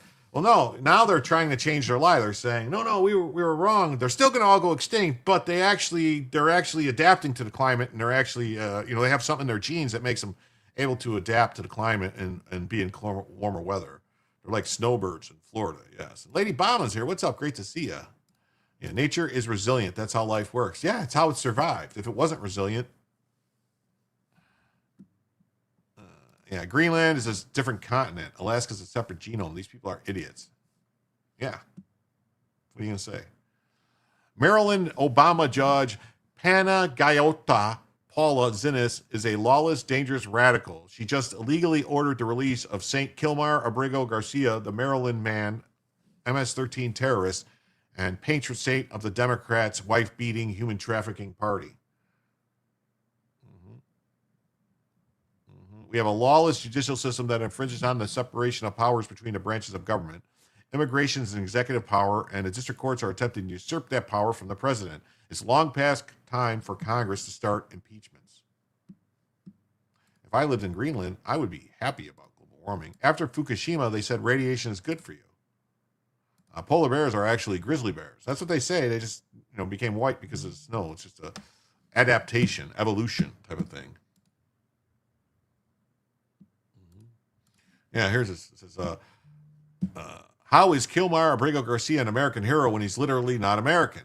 Kind of mystified why people would think that highlighting the fact that the judicial system has repeatedly sprung a wife-beating human trafficker is sticking it to Trump. Because you got midget weirdo Brian Krasnstein saying, Kilmar Garcia just spoke as a free man for the first time. As a federal judge also just blocked Trump from re-detaining him at this immigration check-in. I stand here today with my head held high. I will continue to fight and stand firm. His complete remarks are below. So this is the person, all right, who says he's fighting our government, this terrorist, and this judge is helping him fight our government. Buenos días. Mi nombre es Kilmar Abrego Garcia. Good morning. My name is Kilmar Abrego Garcia. Yeah. Oh, Trumpinator comes in with a 5. What's up? I'll be the first one. Who will be next? Thank you so much, Trumpinator. Thank you. With that, we are now, $65 away from the first additional hour of the show. Thank you. 866 federal judges in the U.S. El inglés, por favor. Yes, could be. He didn't lose much weight in the port of Mars. He didn't lose much weight in the pen. No, he didn't. It's weird, right? All this stuff was supposed to be happening, and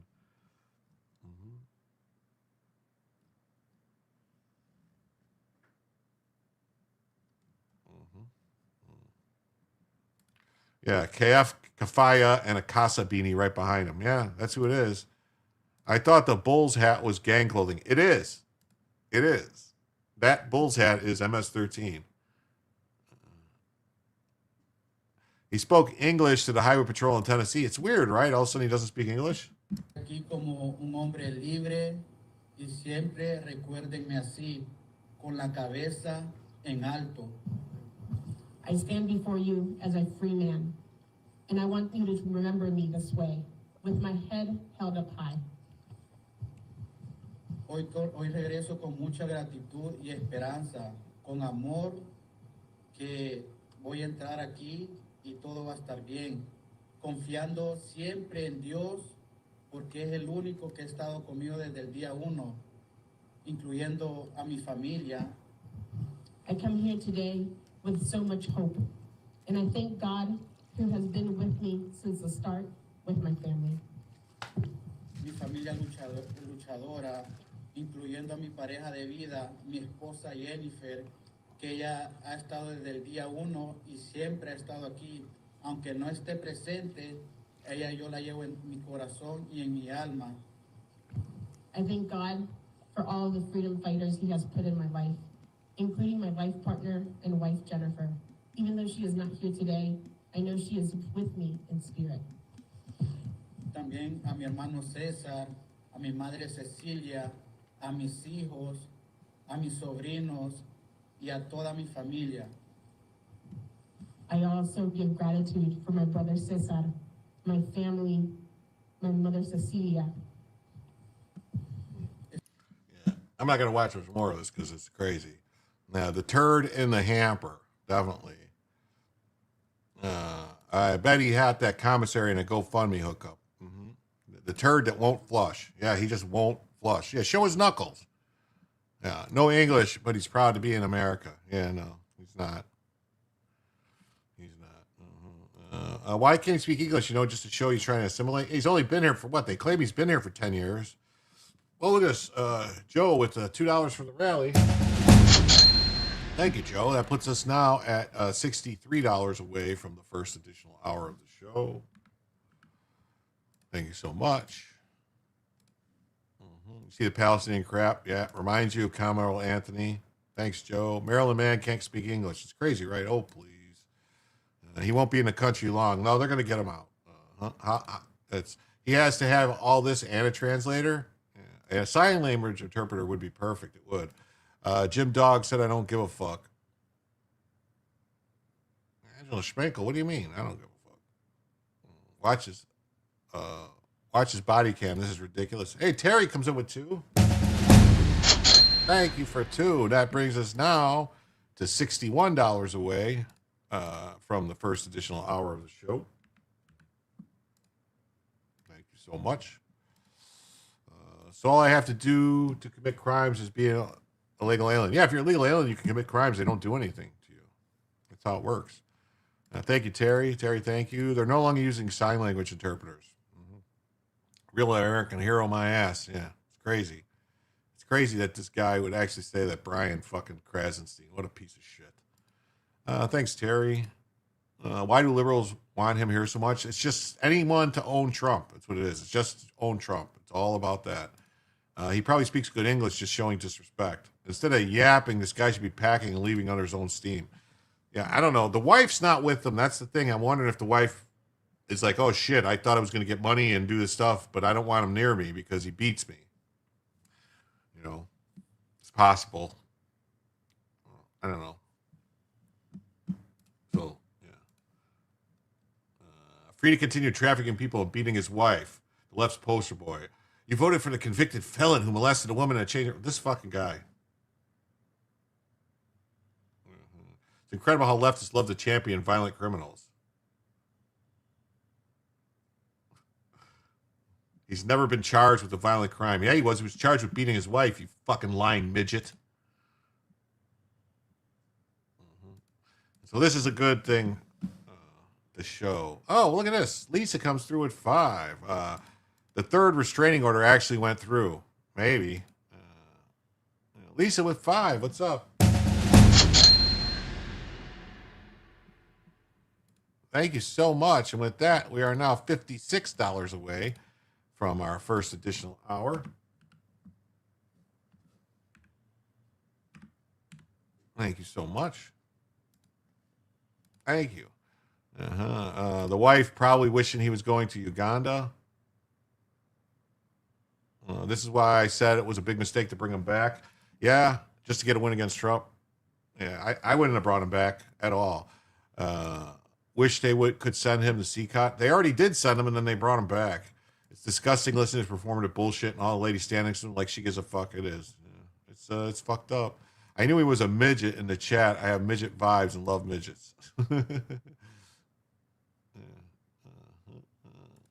There's a YouTube channel that current news delivered via ASL. Sometimes they also tell jokes. Kind of fun. American Sign Language, huh? Maria Tara Cambre. Yes.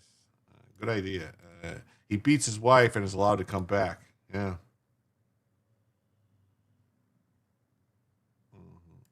Milwaukee judge Hannah Dugan's jury trial has been delayed, but the jury has selected 9 men, 5 trans. Really? Is that a joke? So Maryland man benefits for now from a poorly and dishonestly reasoned decision from Maryland judge. There's no form captioned order of removal, and there doesn't need to be one. So, yeah, so this lady, she said, well, it doesn't say, the form doesn't say final order of removal. It's like, well, dude, we don't have an order that says it. The judge says it's the final order of removal, and that's a one furry for backup. Oh, my God. Yes, can't tell sometimes. Oh, my God.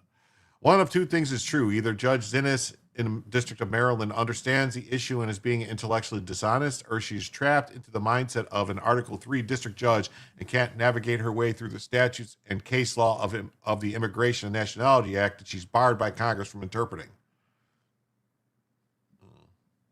You have to use closed captioning to understand. Why isn't Congress impeaching judges? Because they all suck. Let's see the receipts for all that's been spent on this one guy. Yeah, how many millions of dollars have been wasted on this one fucking... That's the thing. They're trying to put so much sand in there and just cause such delays to keep... They don't want one illegal deported. That you're trying to stop everyone. They don't care. They were trying to stop convicted fucking murderers from being deported, saying, but they've already served their time. They've already served their time. That's what they've been doing for months. The Dems got their win against Trump. Now they'll forget about him. Her order dated October 11th requiring the government to release him from ICE custody on the finding that there was no lawful basis to hold him reflects a basic misunderstanding of the terminology and nomenclature of immigration law and immigration courts. She is the walking embodiment of the reason Congress divested district judges of jurisdiction to involve themselves in individual immigration cases where their biases simply bring the process to a halt. This one district judge has now held up the lawful removal of an illegal alien for nearly 6 months because of a long continuing fit of pique, over what she sees as unfair treatment that began with an administrative error. In a nutshell, Zinnes has now held that because the government has never been able to produce a document reflecting the order of removal, there is no lawful basis to deport him, and as a result, there's no lawful basis to keep him in custody, whether he lacks status to remain in the U.S. or not. The finding is necessary for her to overcome the central barrier to her providing assistance to Abrego Garcia's. Congress's directive in 1996 that district courts do not have jurisdiction via habeas corpus to review orders of removal under the INA. By holding that there's no order of removal, she can skip past Congress's jurisdiction stripping statute that grants the relief he seeks, and she wants to have him released from custody. Yeah, and this is immigration messes on Comey for not ruling. Yeah, Amy Comey was supposed to make a ruling, and she's been sitting on it. She has either willfully mischaracterized what constitutes an order of removal, or she simply doesn't understand what that phrase means in the context of the INA in order to reach her desired outcome. She seems to think it's a thing because her opinion is premised on the fact the government has never been able to produce a document with that caption. From her opinion, no such order of removal exists for Abrego Garcia. When Abrego Garcia was first wrongly expelled to El Salvador, the court struggled to understand legal authority for even seizing him in the first place.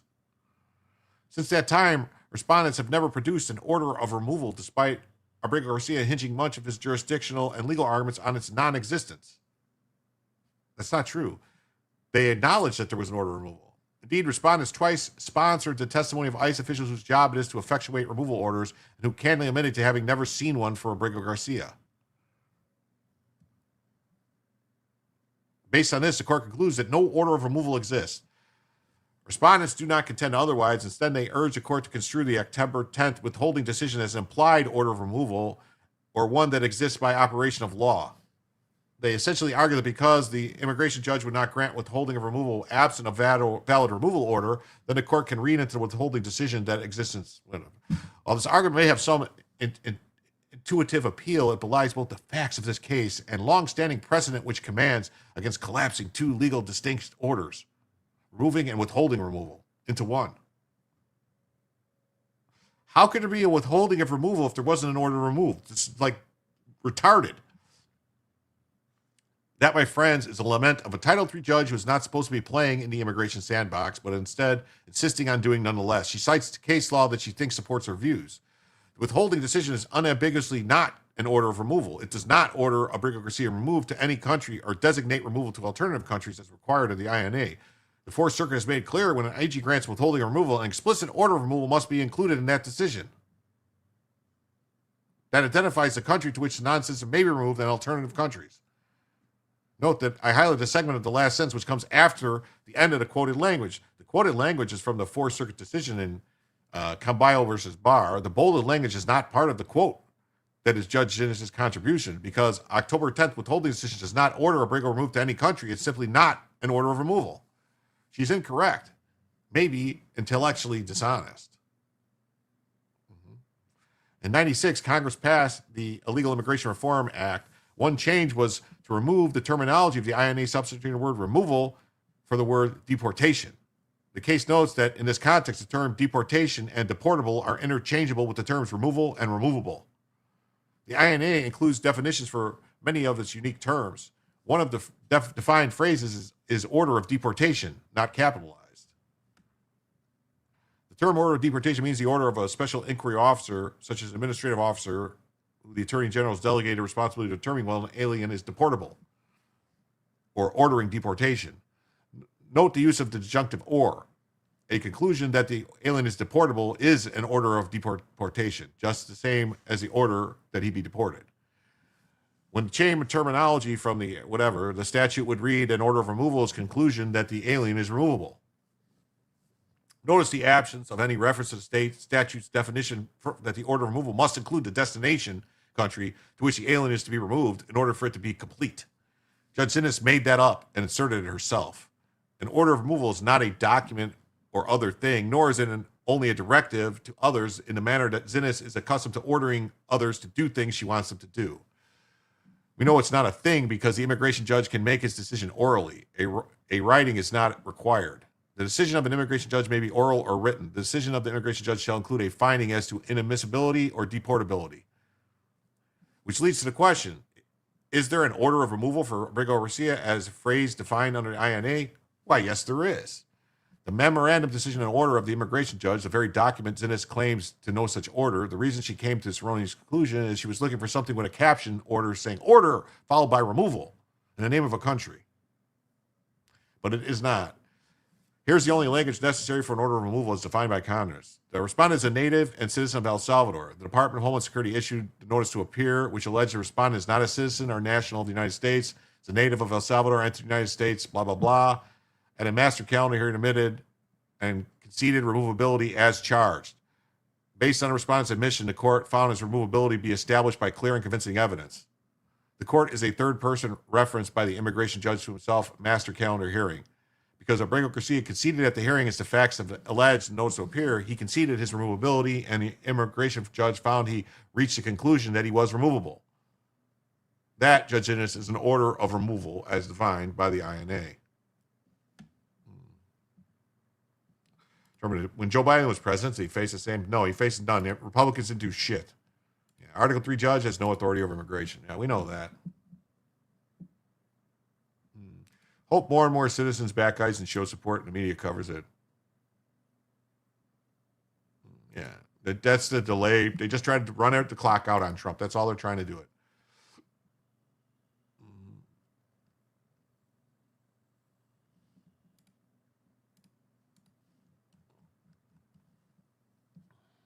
I want to see who voted to confirm this judge. Probably a bunch of Republicans. It was during Obama. For the same reason, the court rejects their entreaties to construe the procedural history section of the withholding decision as an order of removal. Here's the rub. The regulation cited by Zinnes as authority for her last sentence in this passage is just that, a regulation. The court found his removability to be established by clear and convincing evidence as required, but nowhere does it order him removed to any country at all. What Zinnes has done is change the definition of an order of removal as provided by Congress. In fact, making that definition turn on a subsection of regulation adopted by the DOJ. That regulation is captioned decision of the immigration judge. The regulation does not purport to amend or change the definition of what construes an order of removal. The reason for that is regulations cannot change the meaning of statutory terms. Judge Zinnes knows that, keeping in mind that when I get her to reference Johnson v. Guzman below. Further inclined towards one view is that Zinnes' opinion is intellectually dishonest in relation to Nasrallah v. Barr, the 2020 Supreme Court decision. I note this because right in the heart of the Supreme Court decision from just 5 years ago, the Supreme Court made the following pronouncement. As the parties agree in the deportation context, a final order of removal is a final order concluding that the alien is deportable or ordering deportation. In the deportation context, the Supreme Court said plainly as above, Zinnes thrashes about her opinion looking for an order of removal when a plain fact is she either doesn't know what that phrase means or has reached an intellectually dishonest outcome to purposely misstate the law in order to reach her desired goal, the release of Abrego Garcia from custody. She cites the Nasrallah case for the proposition that an order of removal cannot merge with an order of withholding from removal and concluding therefrom that they must be separate documents. On that basis, she held that the decision of the immigration judge is the latter and therefore cannot be the former at the same time. It's getting a bit in the weeds from the legal perspective, but this is also an egregious mischaracterization of the Supreme Court's holding. At issue in Nasrallah were two findings, the order of removal and an adverse finding against the alien under the Convention Against Torture. The immigration judge has ruled in favor of the alien under CAT, but the ruling was overturned by the Board of Immigration Appeals on factual grounds. The appellate review in the circuit court, the issue arose whether the statutory bar on challenges to factual findings in the order of removal also applied to factual findings in the CAT order. If the two orders merged, then the statutory bar to factual challenge would apply to both. The Supreme Court held that because the factual findings in the order of removal did not depend on or overlap with the findings in the CAT order, the statutory bar to challenging the factual findings did not apply to the factual findings under the CAT order. This ruling has nothing to do with whether an order of removal or withholding removal must be reflected in two separate distinct orders. It must be an order concluding that non-citizens are deportable. Noting again the dishonest sophistry employed by Zinnes, those words coming from the quoted language are her words, not the words of the Supreme Court. She reiterates her point that the order must be a thing that is particularly attributed to the statute, does not say, and the Supreme Court did not say what she claims. But that passage also gives away the game when it comes to Zinnes. She can't even accurately quote the words used by the U.S. Congress and the Justice of the Supreme Court. Throughout her decision, she substitutes non-citizen for the word alien in both the statute and the text of the Supreme Court opinion. She changes the sentences written by Justice Kavanaugh and joined by 6 other justices because it offends her. In appealing this order, DOJ seeks to have her removed because she wears her bias like a badge of honor. They should have her removed. Zinnes also dishonestly addresses 2 other Supreme Court decisions that came after Nasrallah, Johnson's v. Guzman Chavez and Riley v. Bondi. The holding would make little sense if DHS had to conclusively resolve the question of where an alien was to be removed before resolving whether the alien was to be removed. Consider again Zinnes' claim that the order of removal must designate the country where the alien is to be removed in order for it to be an order of removal. In Johnson, they expressly noted whether an alien is removable and where an alien may be removed are 2 separate questions. The finality of an order of removal is not affected by the lack of a designation for where the alien is to be removed. Zinnes is simply wrong in her claim that in order for there to have been an order, there must be a direction for the immigration judge as to where Abrego would be removed. As for Riley v. Bondi, the issue in the case is wholly irrelevant to the questions here. The only issue in Riley was whether a 30-day period to seek review of an order of removal began upon entry or of the order of removal, or at the conclusion of the withholding or removal proceedings, which are distinct in time. Remember, all the intellectually dishonest machinations and sophistry employed by Judge Zinnes, as reflected above, was in aid of a single purpose. She had to find that there is no order of removal, otherwise the jurisdiction stripping statute preventing district courts from reviewing orders of removal via habeas would apply, and she would be required to dismiss the case due to lack of jurisdiction. But maintaining jurisdiction in this dishonest fashion, she could order Abrigo be released from ICE custody where he has remained pending deportation. And that's what she did. After I drafted this article, the government obtained an amended written opinion from an immigration judge correcting the Scrivener's error and included language directly ordering Abrigo's removal pursuant to the October 10th decision. A Scrivener's error is a minor unintentional mistake in a legal written document like a typo. Correcting the error allows the document to match the actual agreement. There is no suggestions in this indicated in an order she is issuing this morning that ICE intended to put Abrigo Garcia back into custody. In fact, her order noted that ICE imposed conditions of release that seem to anticipate this amended order. Her order states that she takes no position to this point. Neither side has raised an issue as to the implications of the amended order, but the issue is certainly joined that, if effective, the amended order does constitute, by her definition, a final order of removal that would divest her of jurisdiction to continually meddling in this case. I'm betting this chapter begins next week. So they're trying to do whatever. What is it that Barrett's sitting on? There was an appeal because there was a judge that barred Trump from deploying the National Guard to Chicago. And Barrett's been sitting on it for months, since October. As long as these judges are on the bench, we're fucked. Yeah.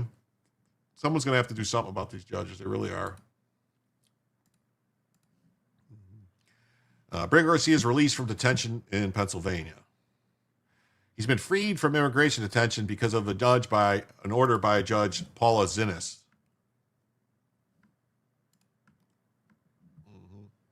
He's en route to his family in Maryland, according to USCA. He was released at 4:45 p.m., a few hours after Zinnes ordered that he be set free. A federal judge on Thursday ordered the immediate release of Abrigo Garcia. She issued an order granting his petition for relief. Since his return for wrongful detention in El Salvador, he's been redetained again without lawful authority. For this reason, the court will grant the petitioner's immediate release. Federal law enforcement have flouted deporting him to an alternative destination, though they have struggled to secure the judicial go-ahead. They shouldn't have to get fucking go-ahead from a judge. If he's deportable, he gets deported. Maryland Obama Judge Zinnes is a lawless, dangerous radical. She ordered the release of St. Kilbar Abrigo Garcia.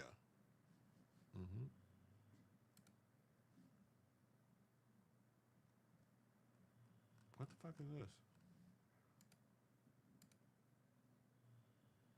Then she issued an order today prohibiting ICE from detaining him again.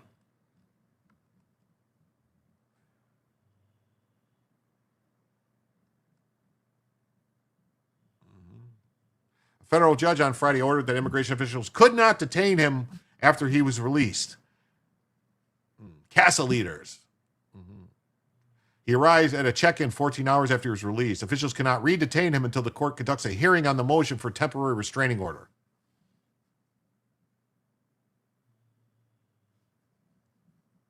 They get free marshal protection if they feel threatened, yeah?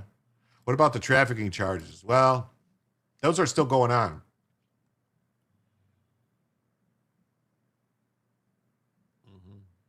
Supporters chanted, "We are all Kilmar." Well, they are. They're all wife-beating human traffickers. A sheet metal worker and father of three. So who's he working for? Because he has no right to work. They're breaking the law by letting him work. Government had no lawful basis to detain him and misled the court about deportation options, claiming Liberia was the only country willing to accept him. Since Abrigo Garcia's return from wrongful detention in El Salvador, he's been re-detained again, she wrote. For this reason, the court will grant him his petition for release. So he's a Salvadoran national who was deported in March, even though a 2019 court order barred him from being deported to the country due to fear of persecution. But actually, the order said Guatemala. It didn't say El Salvador. That's the problem. It didn't say El Salvador. It said Guatemala. He's an MS-13 gang member. Yes. They brought him back to face human smuggling charges.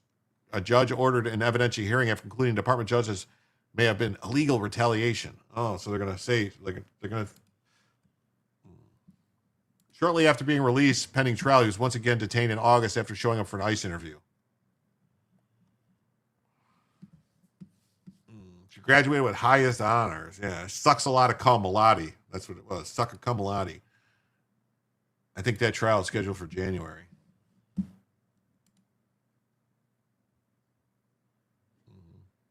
I mean, look at the way these people are talking about it. USA Today. Daily briefing. Kilmer Borrego Garcia freed. Yay. Happy Friday. Like, this is fucking, I mean, who are these people?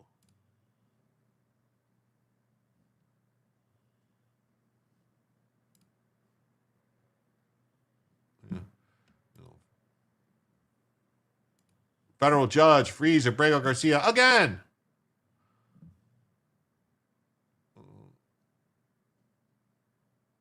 He asked his district judge to block them from re-detaining him.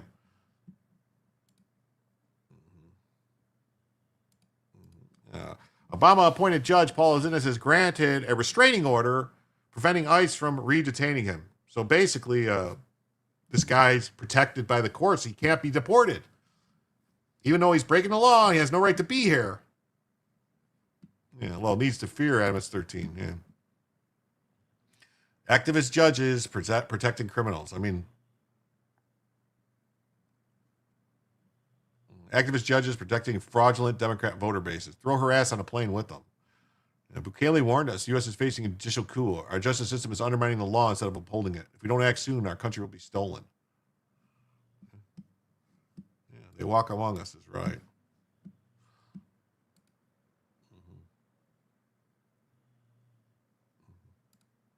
This person says, during my discussion with CNN's Laura Coates last night, I mentioned his scheduled check-in and how it remained to be seen what the government would try to do. Today, another order blocking his detention. Watch. I want to turn to the editor-in-chief and co-founder of All Rise News, Adam Klasfeld. He's been following this case since the very beginning. Here we are, the stunning turn of events that has taken place since his initial deportation. The judge on the Abrego Garcia case listed a stunning laundry list of mistakes by the administration. Which one stood out to you? Well, the fundamental one of not having a fundamental final order of removal. There was no final order that would allow them to actually deport him out of the country. But which is a lie. Having witnesses from the beginning, it's stunning how tangled this case is. First, they try to remove him from the country against the terms of a court order to El Salvador, the one place on earth they're not allowed to deport him. Well, actually, no.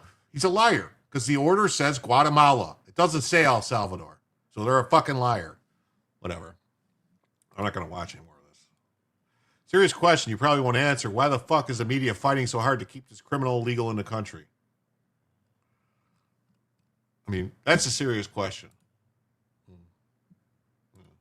She's going to reject the fix. If she accepts it, then she's stripped of jurisdiction. That was the entire purpose of her order yesterday, to maintain jurisdiction in the face of jurisdiction stripping statute imposed by Congress.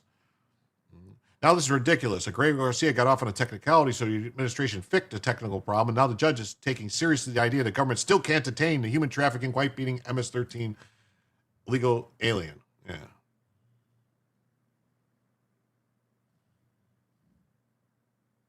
Yeah, so they went out and got the final order of approval. They should have got it a long time, but this is all bullshit. Judge blocks government from taking Abrego Garcia into custody. These asshole newscasters just makes me sick, celebrating keeping this jerk in the country.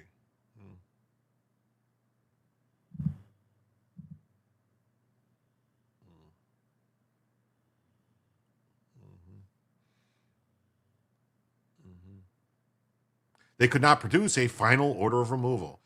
I mean, why isn't this being appealed? What the fuck is going on? Like, this seems like something that could be corrected really easily.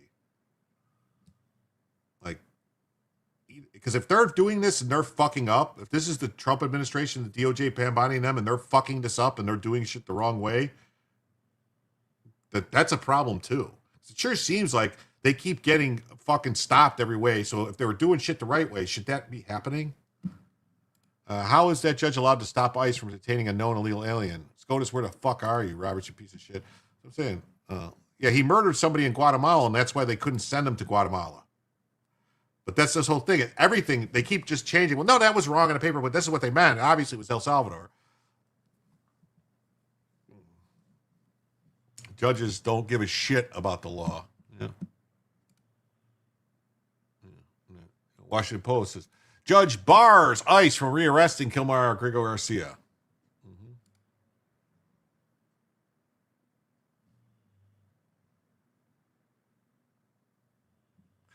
Look at this. It says, oh, Abrego Garcia, a 30-year-old undocumented immigrant, longtime Maryland resident. Oh, really?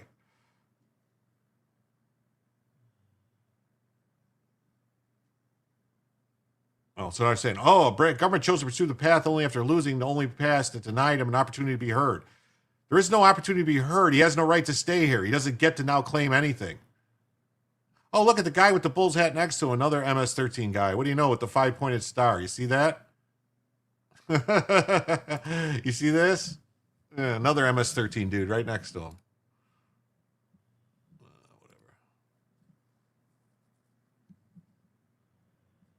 Now we're on to another. This is about Boasberg. DOJ sanding the gears of Judge Boasberg's planned hearing to take testimony on alleged contempt, including a mini loss blamer. I'm pretty sure, if I'm not mistaken, his days are numbered. I give him 6 months. I don't know. We'll see what happens. This fucking judge. This guy did an in-depth inquiry into Judge Boasberg and any official committed contempt.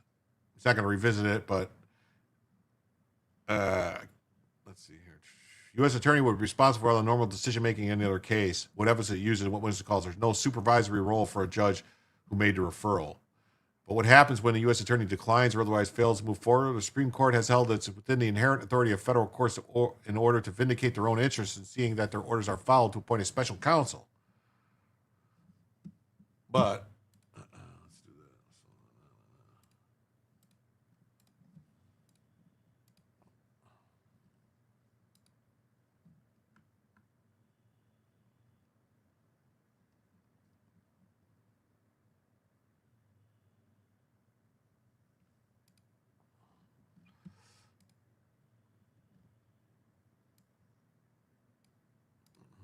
So, noon today, the DOJ files a petition to stop Boasberg's retaliatory vanity hearings. 6 p.m. today, D.C. Circuit responds by stopping the hearings.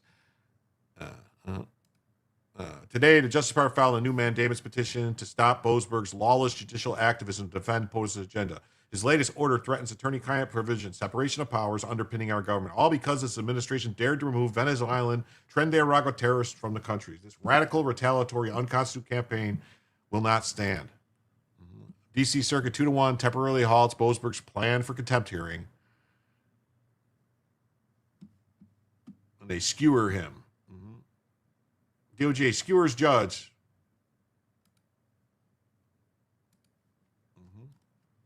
This clown. We're going to get to him in a second. Breaking news. DOJ moves to boot Boasberg from the case ahead of contempt hearing.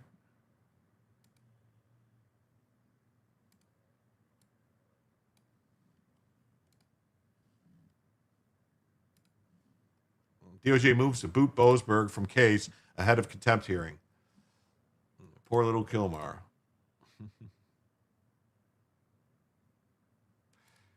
Is there a nonprofit willing to pay my bills for picking a fight with the TSA? The Justice Department on Friday asked the federal appeals court to remove Judge Boasberg from the ongoing case. Boasberg planned contempt hearings, despite the Supreme Court previously shutting down his initial stays. The DOJ made its request to remove him in a filing to the D.C. Circuit Court of Appeals. This long-running saga should never be begun, should not have continued after this court's last intervention, and certainly should not be allowed to escalate into unseemly and unnecessary interbranch conflict that it now imminently pretends. This court should therefore again grant mandamus release, this time foreclose any further inquiry. The court should also order the case be reassigned, given the strong appearance that the district judge is engaged in a pattern of retaliation and harassment that has developed too strong a bias to preside over this matter impartially. Hey, Hamburger Helper, what's up? Great to see ya. Illegal immigrant, I mean. Isn't his daughter running an NGO for illegals? That's what I heard. Maybe it's best just not to get in trouble. Spending too much time on one immigrant needs to concentrate on thousands of others.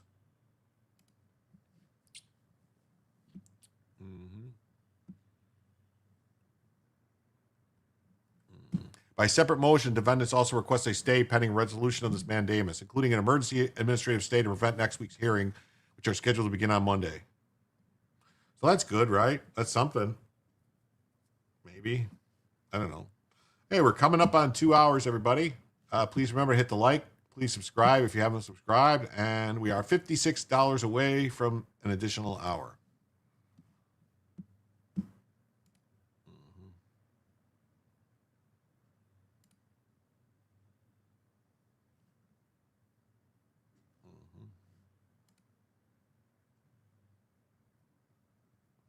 And we got this. This is interesting, all right?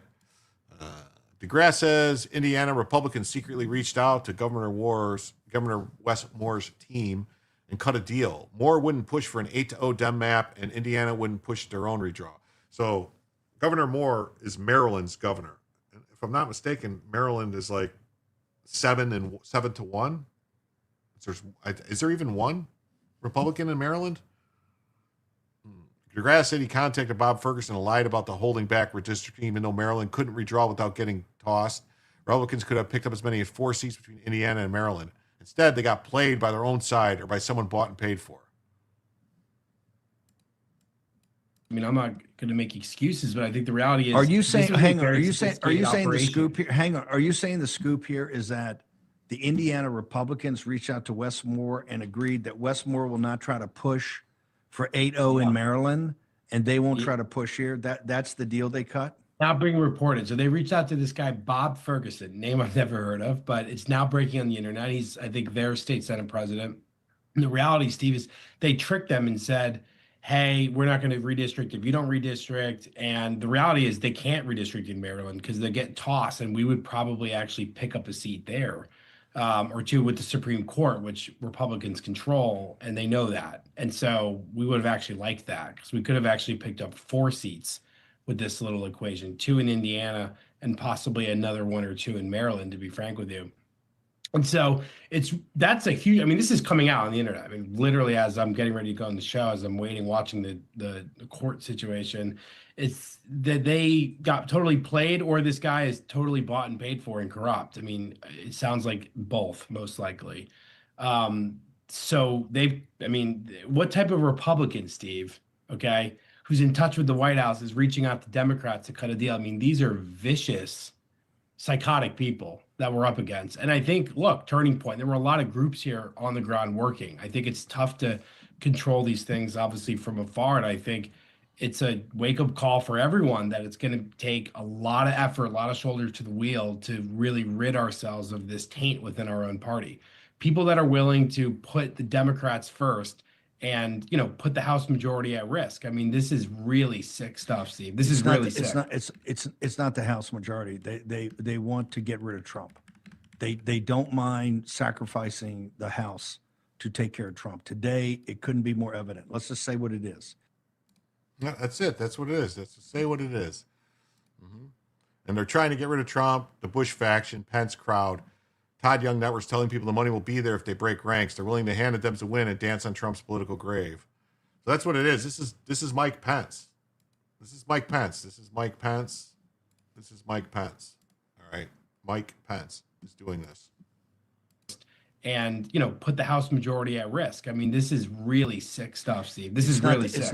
It's not the House majority. They want to get rid of Trump.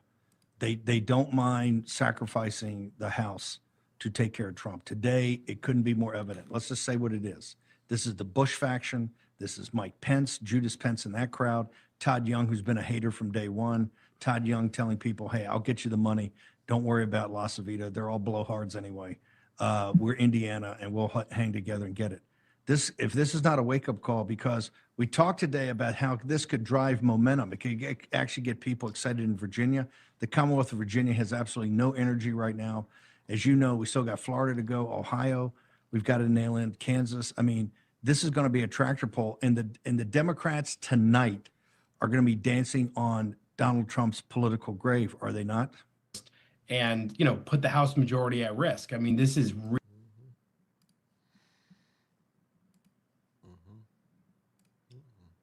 It's been revealed that Indiana Republicans secretly went behind Trump's back and struck a deal with Maryland Democrats and Governor Wes Moore to freeze both states' redistricting, saving 2 Indiana Dem seats in exchange for Maryland keeping its 1 GOP seat.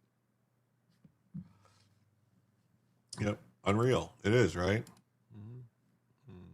Fuentes claims actual deportation numbers are still small. Hope he's wrong. There's lots of feds who still resist. Yeah, there is. There's lots of feds that still resist. I mean, I think, I don't know, it's several 100,000 have been deported, but it needs to be millions. They need to get like 10 million a year out. What I would be shooting for, 10 million. I think this is the one we already listened to. Like that, because we could have actually picked up 4 seats with this little equation. 2 in not try to push for 8-0 in Maryland, and they won't try to. Yeah, we already heard this one. Rich Barra says they made a deal behind your back, apparently. Yep, with the Maryland Democrats, no less. Funny thing about that, Maryland would have likely been struck down anyway. Stop supporting rhinos in the primaries, and you'll have an easier 3 years. J.D. Vance says, Rod Bray, the Senate leader in Indiana, has consistently told us he wouldn't fight redistricting while simultaneously whipping his members against it. That level of dishonesty cannot be rewarded, and the Indiana GOP needs to choose sides. If Indiana Republicans side with these never-Trumpers to do the dirty work of Democrats, I'll be spending a lot of time in Indiana next year campaigning against every single one of them. P.S. These rhino consultants sabotaging MANA need to be rooted out of the GOP. Well, yeah, that's the thing. Yeah. Compared to the Democrats, Republicans are rookies when it comes to gerrymandering. See Indiana. But the party better wake up to the absolute ruthlessness that awaits if Democrats regain control.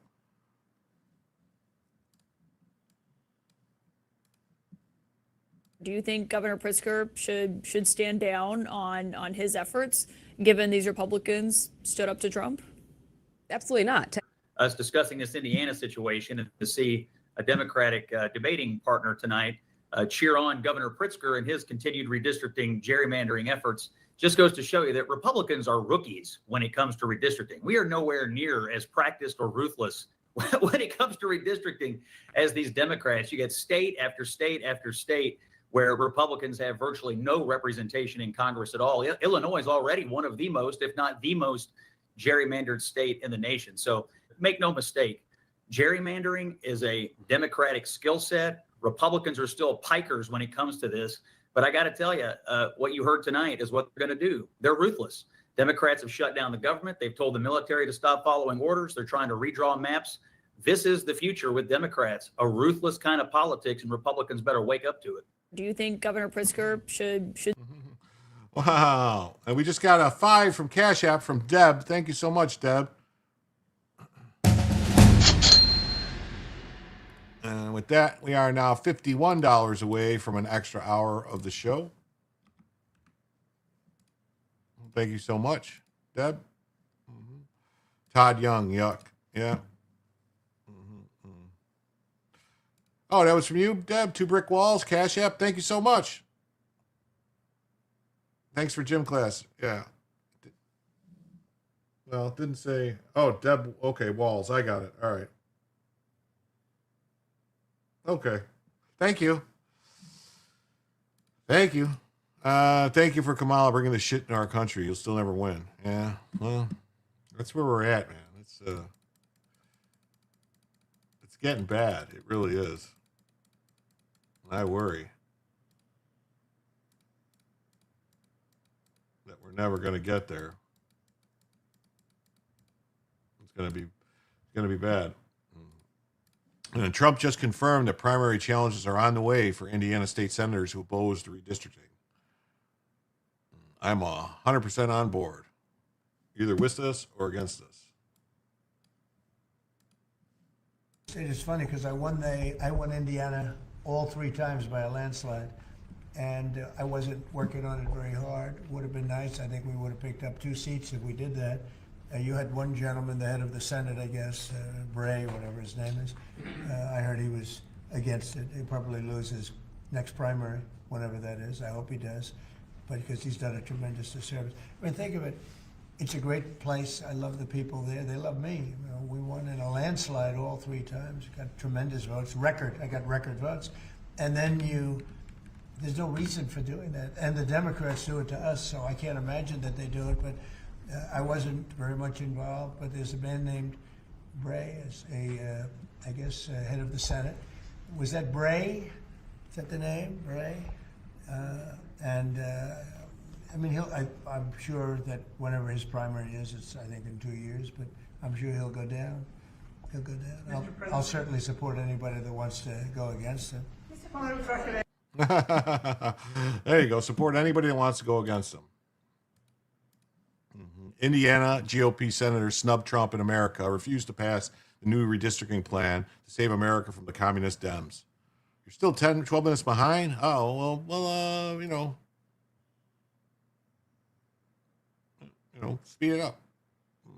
What happened when the swine bird flu happens in 2027? Going back to a conversation earlier, what color shirt did you wear during the stint as a golf coach in the movie? What? Wonder what's in the Kool-Aid that gives the Demon Rats and the Caitlin Collins trademark smug permaskull. Right? They're like, I mean, I can't stand it. It just drives me nuts. It really does. Indiana Republican senators blocked the redistricting plan for the Hoosier state. Republicans hold a 40 of 50 Senate seats in the state. Trump wants to save America from the radical open border communist Democrats. It's a shocking statement from the Rhino senators who claim to represent their MAGA base. They really don't care about their voters. It's time to vote these rhinos out of office. They just rejected a 9-0 congressional map. Only 19 Republicans voted for it in the chamber with a supermajority. Pathetic.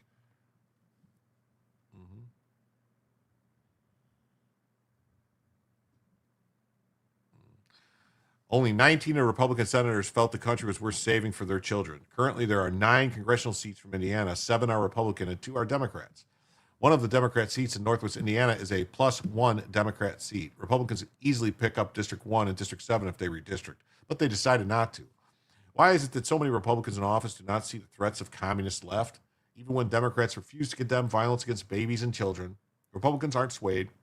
What's wrong with these people? The rhinos in the Indiana Senate don't have the votes to add another Republican seat in the U.S. House of Representatives. These rhinos must be voted out of office. They do not represent the people of the Hoosier state. Here are the 10 rhinos who are up for re-election in 2026. Vote them out. These are, folks, 10 of the Republicans who voted against the 9-0 redistricting map are up for re-election. Dan Dernlick, Rick Niemeyer, Linda Rogers, Travis Holdman, James Buck, Spencer Deary, Kyle Walker, and Greg Good. And I'm going to show you in a second here exactly the proof that these are the rhino scumbags that we need, the corporatist neocon rhinos. We need to get the fuck out. I'm going to show you right now.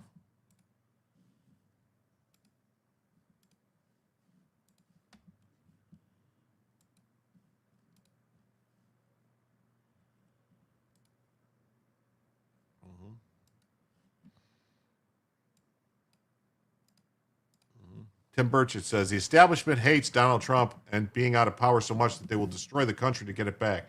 Here's John Kasich. Remember this fucking scumbag?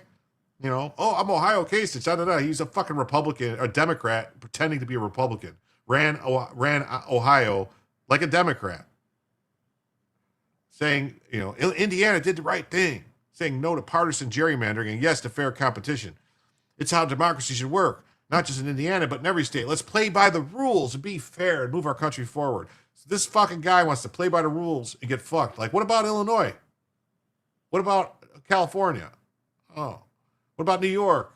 Oh. What about Minnesota? Oh. What about Michigan? Oh. What about the entire eastern seaboard of the country? This fucking clown. We saw a very significant development in the political world. The state Senate in Indiana said no to partisan gerrymandering. You know, that's an effort to try to just tilt the balance that favors one side or another without having a fair competition. Indiana said that's not the way we play by the rules in our state. We're not going to go for that. Partisan redistricting, gerrymandering makes no sense for the people of Indiana, and frankly, it makes no sense whatsoever for any of the states in America. Let's play by the rules, let's be fair, and let's get it done and boost our great country. We saw... Oh, yeah. Keep playing fair and say, well, I played by the rules when the communists are walking you off to the fucking gulags. Yeah, go suck an egg, Kasich. Exactly. When did it become reps versus Dems? Both sides used to be looking out for the best interest of the country as a whole. Now it's us versus them. So disheartening. The Republicans are the only one who try to play by the rules. The Democrats have been pulling this gerrymandering shit. If you look at the states, they've been doing this for the longest time. As soon as the Democrats get control of a state, they gerrymander it to stay in power. I mean, that's what they do. Republicans have never done it. They just started right now, like, fuck it, we're going to do it. And then I was like, oh no, we can't do it. We're the people that follow the rules. We play by the rules. We lose with honor. Like Pence, honor loser. Loser with honor, Pence. Judas Pence.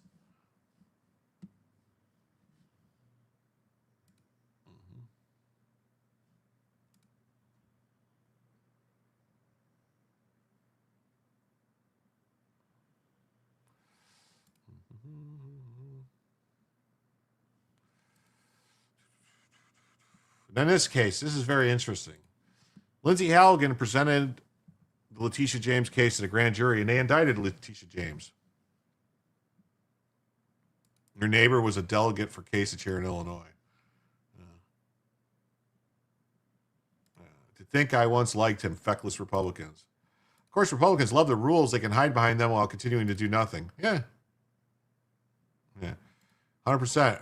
But what happens when your enemy doesn't follow the rules? 100%, dumbass. Yeah, that's the problem.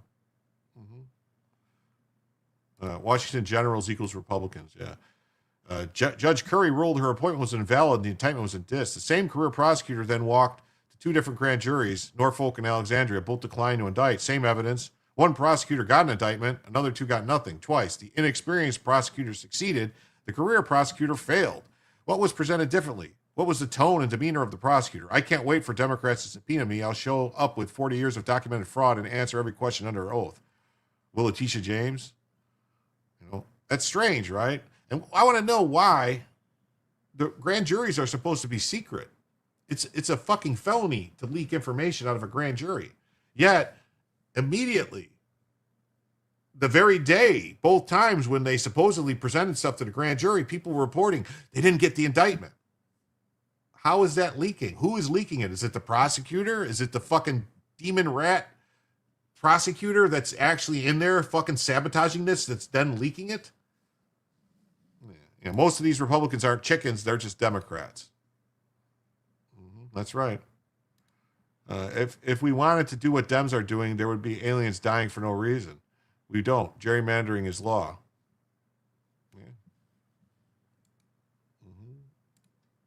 It's strange Lindsey Halligan had no problem securing an indictment from the grand jury in her first and only presentation. How curious. Yeah, grand jury rejects twice the DOJ case against Letitia James. 2 strikes, still no indictment. That's weird, right? But how is this information? How is this coming out? How is this? A second grand jury in Virginia has refused to charge Letitia James. The first rejection came in Norfolk, the second in Alexandria, but both said no thanks. The case was already limping after a judge tossed the original indictment, ruling Trump wasn't legally appointed. They tried again with a fresh team, new pitch, same result. Prosecutors had claimed James misled a bank about a home purchase. Grand jurors apparently didn't buy it. James' attorney called the back-to-back rejections proof the case should never been sought. Won't see the light of day. But who's telling this information? How is this leaking? Grand juries are supposed to be secret. Breaking news now, the Justice Department has failed to re-indict Letitia James for a second time. CNN's Caitlin Polantz standing by with more on this. This is a significant development. Tell us about it, Caitlin. Another failure by the Justice Department to get this case against Letitia James off of the ground after it had been dismissed from the first time around when they had secured it. What we know now from multiple sources, speaking to Hannah Rabinowitz, Caitlin Collins, and I, these sources say a grand jury, a federal grand jury in the federal court in Alexandria, Virginia, they were asked to consider an indictment against James today. And those grand jurors, a quorum of them said, no way, we're not going to indict James. This is the second time that this has happened in a week. The last time that this happened, it was December 4th.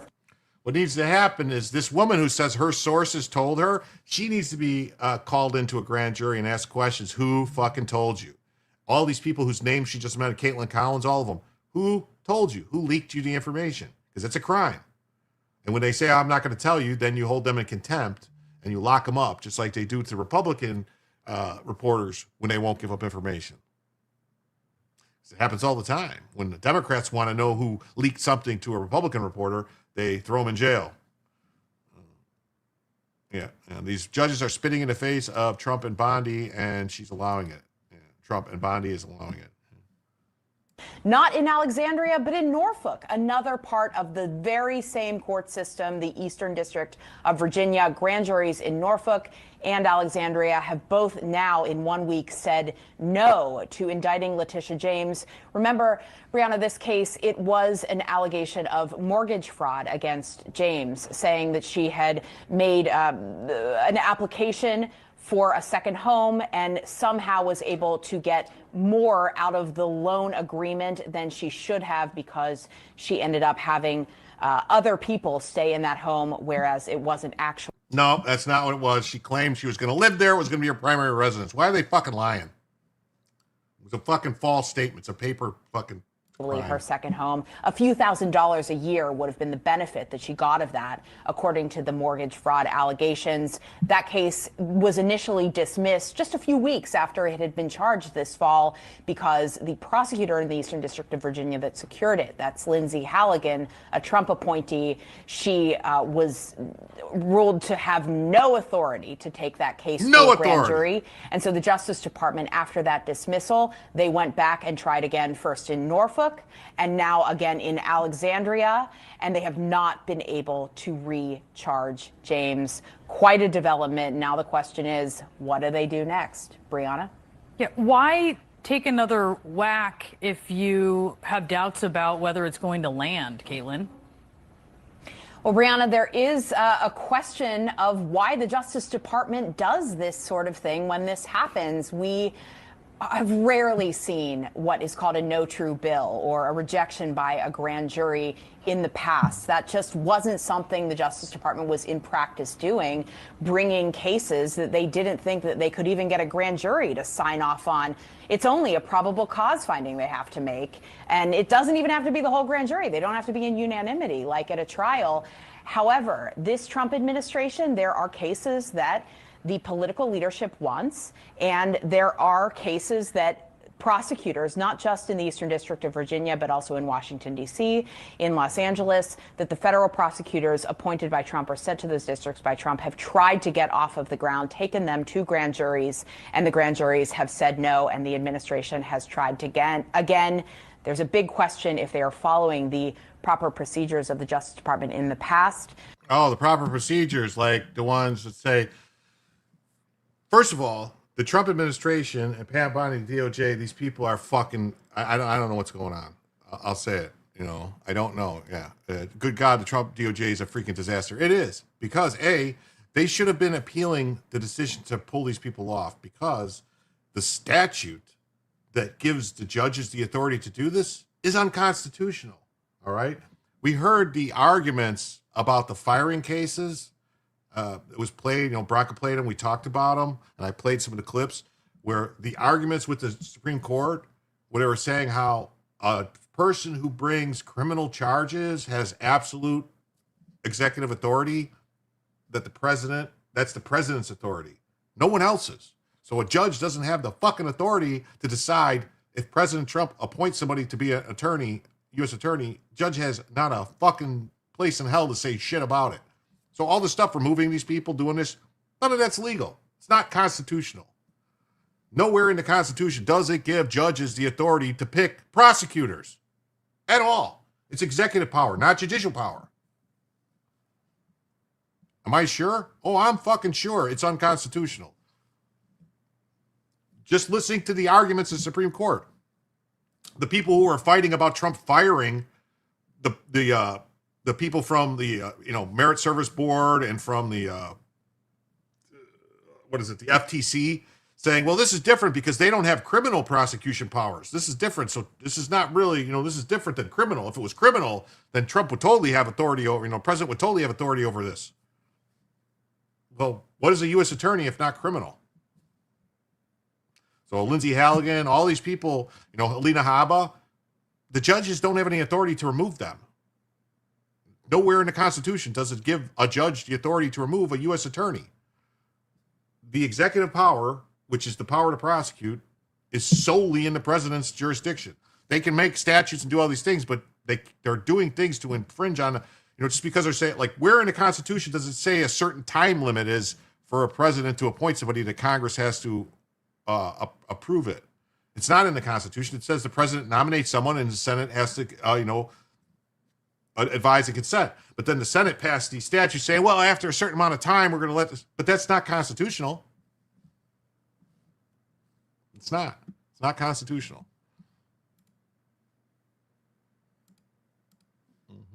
Grand jury again declines to indict Letitia James for mortgage fraud despite clear violations. A federal grand jury in Virginia declined to indict Letitia James for mortgage fraud. Judges are the judicial branch. Prosecutors are executive branch. Yes. Oh my God, Lisa. Tactical assessment. Red Chinese victory. Impossible. America will never fall to communist invasion. Communism is the very definition of failure.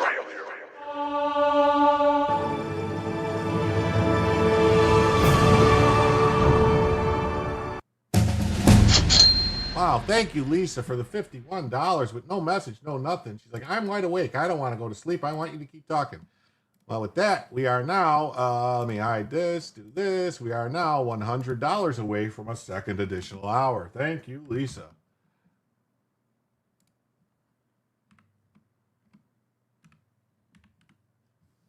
Wow. Thank you so much. Wow. Thank you, Lisa. You're amazing. Thank you, Lisa. Thank you, Lisa. Thank you, Lisa. Very generous. Thank you, Lisa. A few thousand, 17,000. I don't know. Did I miss something? Oh yeah, the money. Oh, failed to indict James for things she put Trump on trial for. Yeah. You're talking about the stuff that she did. Thank you, Lisa. Another hour, Jim. Open those tabs. I'm gonna have to open some tabs there. Let me look and see. We still got 17 minutes left on the goal in here, so it's actually going to be a longer show. KPT says, thank you. I'm not ready for bed either, but my allowance for this year has been depleted. I did not necessarily like the initial appointment of Matt Gaetz as AG, but since he's not afraid to fuck with people, I wonder how it would have been actually if he was there right now. I think it would have been a lot different. I think there would have been a lot more cases at the Supreme Court. Like, was Pam Bondi afraid to take things to the Supreme Court? What's going on? Every day this country finds a way to tell me my paltry military service was a waste of time and a massive joke I played on myself. I'm starting to feel like that too. A little bit. Like, what the fuck's going on? It's really fucked up. So prosecutors failed to convince a majority of grand jurors to approve charges that James misled a bank to obtain favorable loan terms. It's in the papers. The papers are right there. She was indicted on, I think what's happened is they should do the indictment without her name. They would be smart to not have her name in it and just have an indictment of a Jane Doe indictment. That's what they should do. So the grand jury doesn't know who it is and see what happens. Yeah. Gaetz would have been way better. Way better. What will they do now? I don't know. They should have been appealing the dismissal of Halligan. Did I already cover the ProPublica Trump mortgage story? I don't know anything about that. What are you talking about? I think Trump brought Pam instead of Gaetz to thwart off the misogyny accusations. Maybe. I think Pam isn't right for the job. I don't know. I didn't hear anything. What are you talking about? ProPublica mortgage. You don't think you can do it, a Jane Doe? Sure you can. You can do Jane Doe. You can do a Jane Doe. Yeah. You don't have to say who the person is. You just have the evidence. This person did it. You take everything out with the person's name in it. Pam did great things in Florida. Oh, you mean like the red flag law? Like the George Zimmerman prosecution? Like that? I always looked at Pam Bondi with a jaundiced eye over the things that happened in Florida.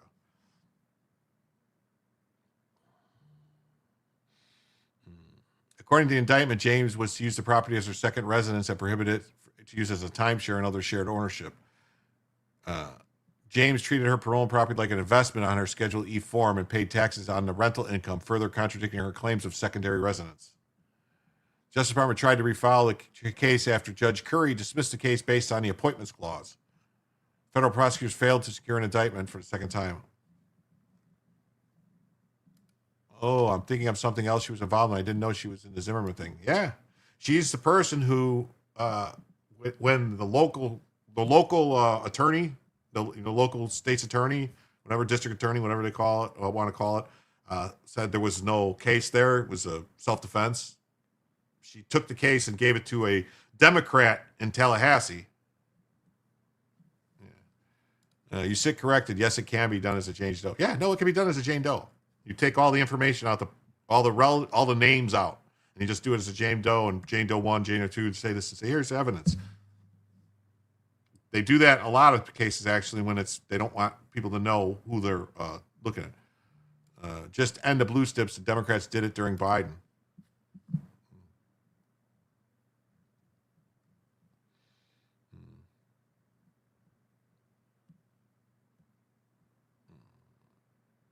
They had done an exclusive reporting about her. Then it should be done as a Jane Doe. How else can justice be blind? Yeah.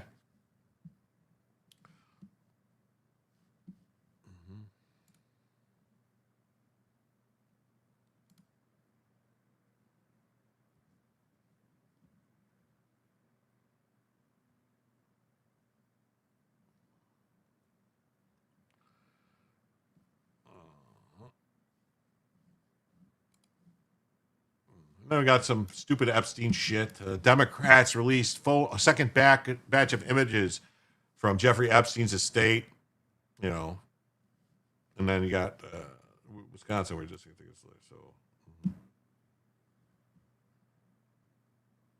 wait, this wasn't supposed to be this. This is supposed to be this. That's not supposed to be there. Anyway, so. New judicial panel to hear Wisconsin's redistricting lawsuit for the first time.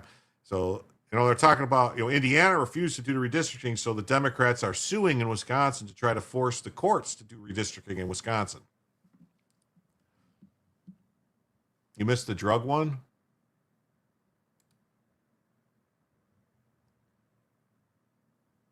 You just DM me the ProPublica story? Okay.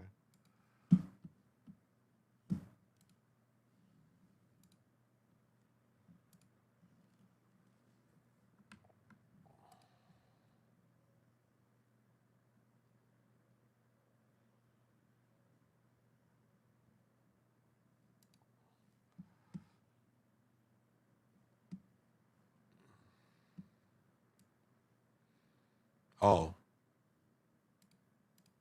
So Trump's own mortgages match his description of mortgage fraud.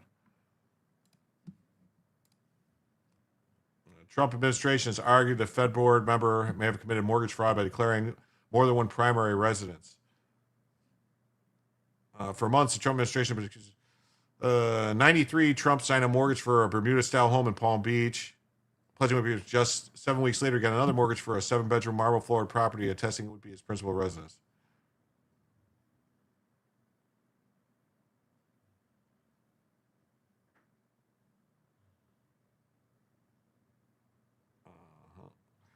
To dress him up to the nines, mortgage law experts who reviewed the records were struck by the irony.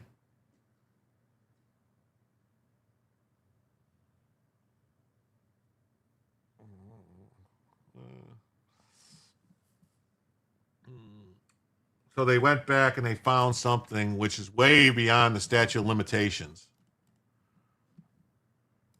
I mean, I don't know. In 93, so what is that? 33 years ago?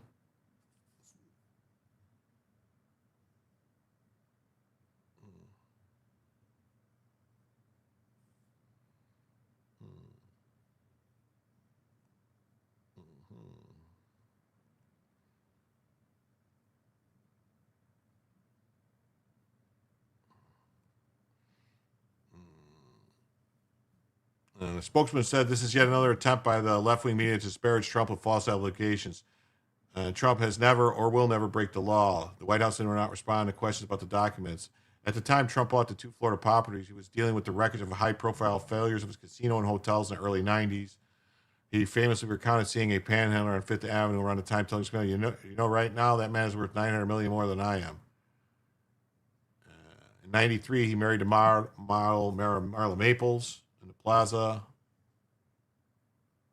And he was pushing local authorities to let him turn Mar-a-Lago into a residence, then a residence into a private club. He bought the 2 homes on Woodbridge directly north of Mar-a-Lago. Each of the mortgage documents signed by Trump contained a standard occupancy requirement.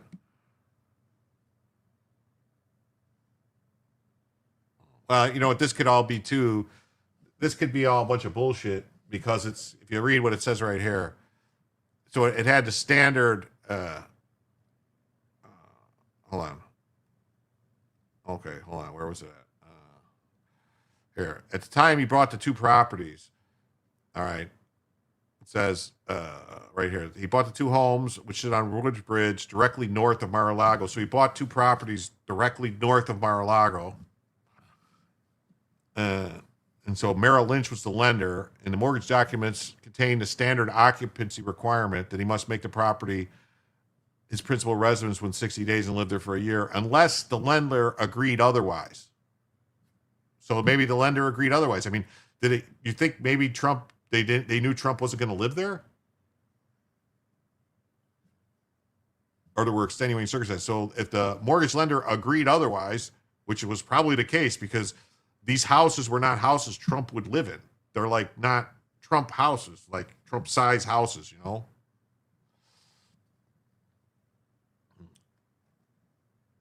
And Trump was living in Trump Tower in Manhattan. He didn't change his official residence of Florida until 2019. This is just a bunch of bullshit. So what they're saying is, well, and Trump's real estate agents told that the plan was to rent out the 2 satellite homes. And Trump is, in effect, in a position to approve who his neighbors are. So his Mar-a-Lago's here, and there are the 2 houses just north of Mar-a-Lago. He bought them so he would know who was living there. Trump is not perfect, but I believe he wants to correct the wrong. Somebody, please mention.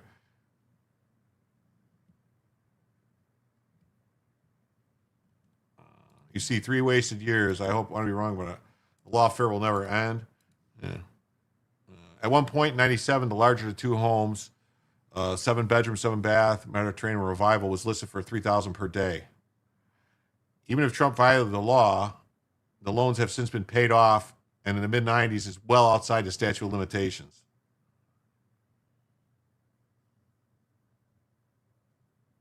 So you got these were adjustable rate mortgage.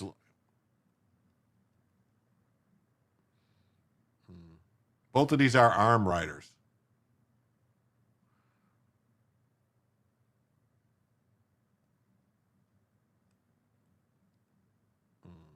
Signed a mortgage, pledging it would be his principal residence. Where does it say that? I don't see it.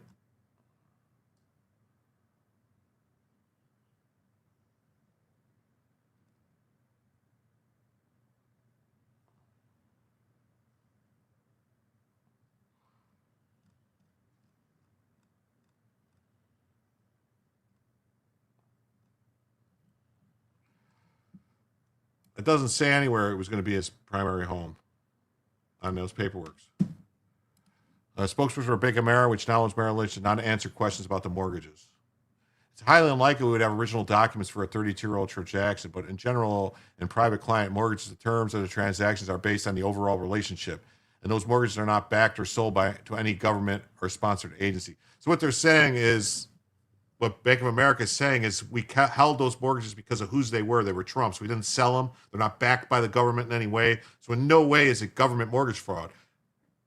Letitia James took government-backed mortgages. These are not government-backed mortgages. So whatever the bank, it says like right there, the transactions are based on the overall relationship with the client. This is all a bunch of bullshit. No, it doesn't bear similarities to loans taken out by principal rivals because those mortgages were not backed by the government.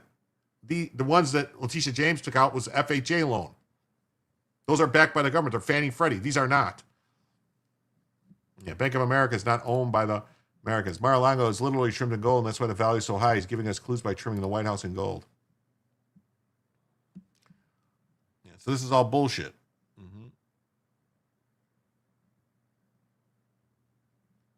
Trump's mortgages appear to have made the same significant misrepresentation. No, they don't. Because hers was these people's were backed by the government. Trump's weren't. They were between him and the bank. So whatever.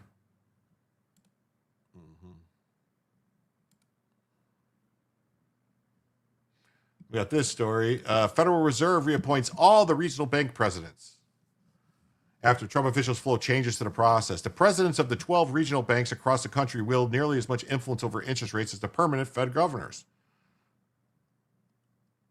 The Board of Reserve said Thursday it had reappointed all the presidents just days after the administration began suggesting it wanted to make major changes to the reappointment process.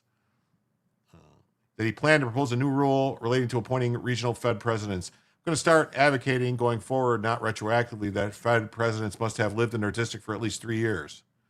He suggested the Federal Reserve chairman and the board have the authority to effectively say, unless someone has lived in the district for 3 years, we're going to veto them. He said he had not formally suggested a new rule, but the Fed could do it itself. Yeah. So then she lied about how many units she had. 4 units, lived in one. It's totally different interest rate than a 5-unit building. Yeah. Yeah, these were houses more than likely that these are people Trump, a private, the private banker that Trump used at whoever it was, Merrill Lynch, that they knew what was going on. They knew he was going to rent these out. He owned Mar-a-Lago, which was a private residence, but he wasn't even living there. He was living they knew where he lived. It was Trump. It wasn't like it was a fucking secret where he lived. That's a bunch of bullshit.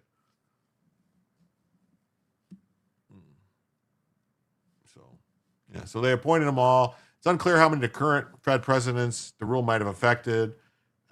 Many have previously held roles on Wall Street. Well, last time the Fed carried out a typical mundane reappointment process in 2021, it did so in January, so Thursday's announcement was earlier than expected. Typically, reappointments must be completed by the end of February. So they're reappointing all these people because they don't want Trump to be able to make changes.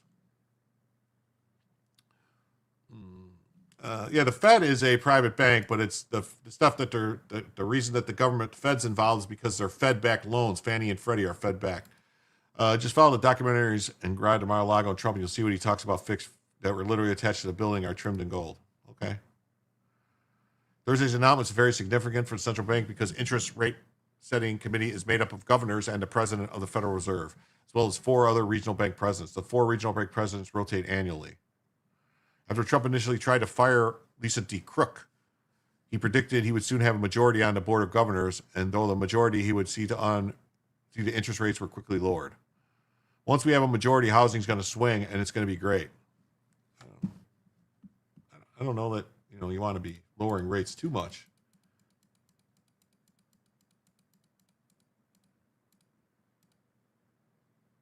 Federal Reserve unanimously reappoints all the regional bank presidents. This is a story that I've been seeing so much, I'm starting to get sick of this fucking story. Department of Transportation threatens to pull $73 million from New York after audit finds half of commercial trucking licenses went to illegal drivers. What?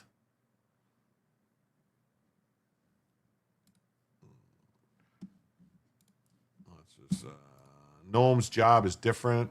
Pam is harder, but not impossible. She was a bit flaky here in Florida, but okay. I want to step back and delegate to people who know what they're doing. Bella, adjustment, please. Okay.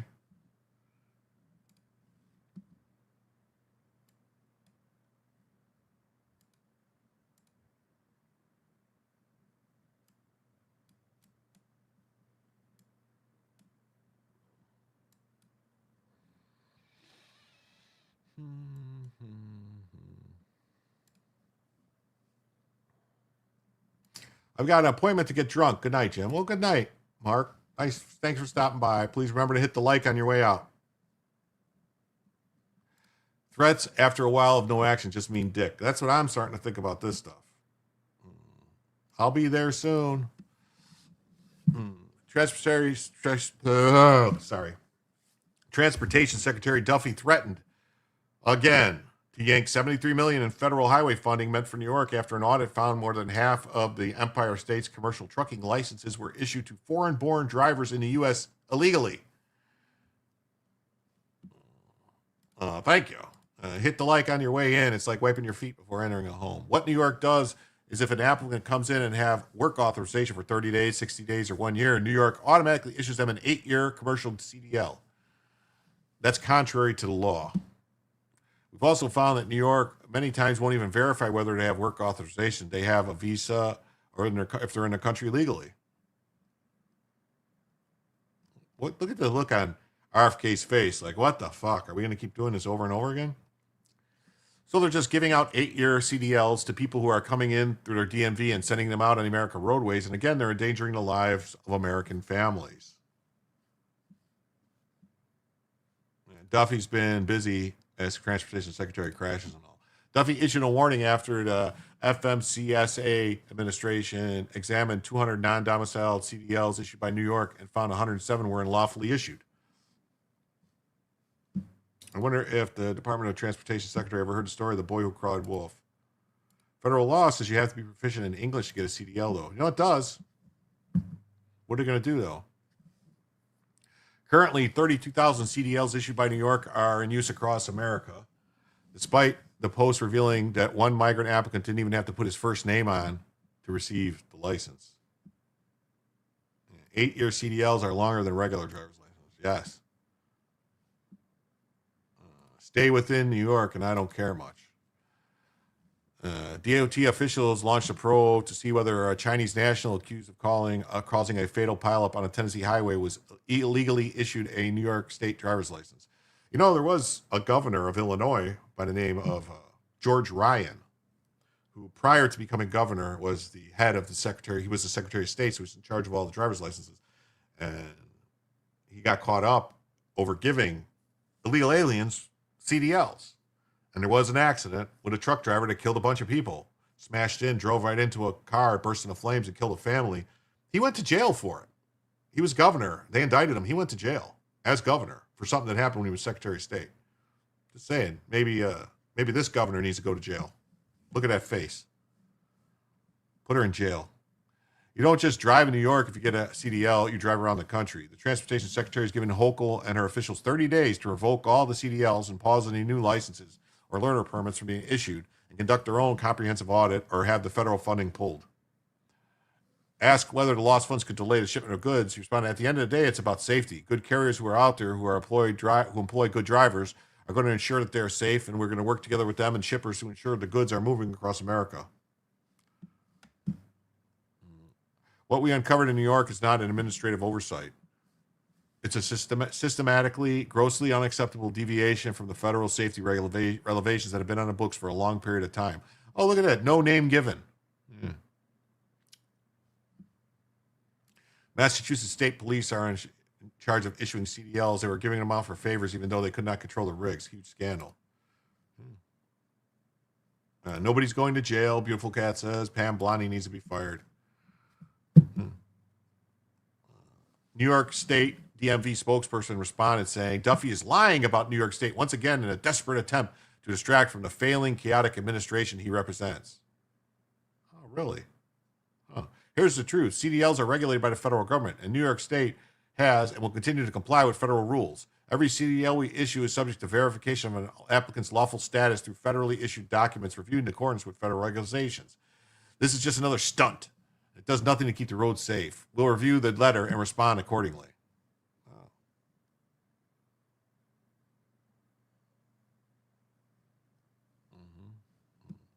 Chattel says, California gave me a ticket for driving a box truck through a weigh station with a New York driver's license 20 years ago.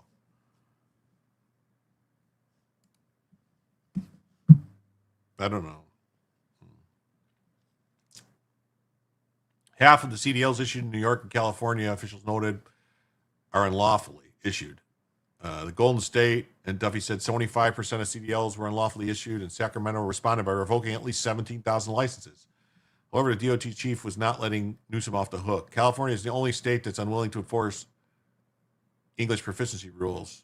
And how can you get a license if you're not proficient in English in California begs the question, what the hell is going on in California? How do you even pass the test if you can't read English? Yeah, fuck off with this shit. Yeah.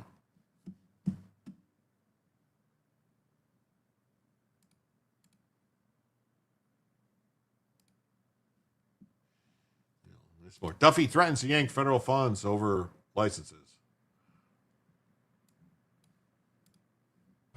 If we're going to have drivers on American roadways, they need to be the best trained, the best skills, because if operated incorrectly or inappropriately, these are lethal weapons on American roadways. When bad drivers that aren't qualified from other countries drive a bus, many people get hurt and some people die.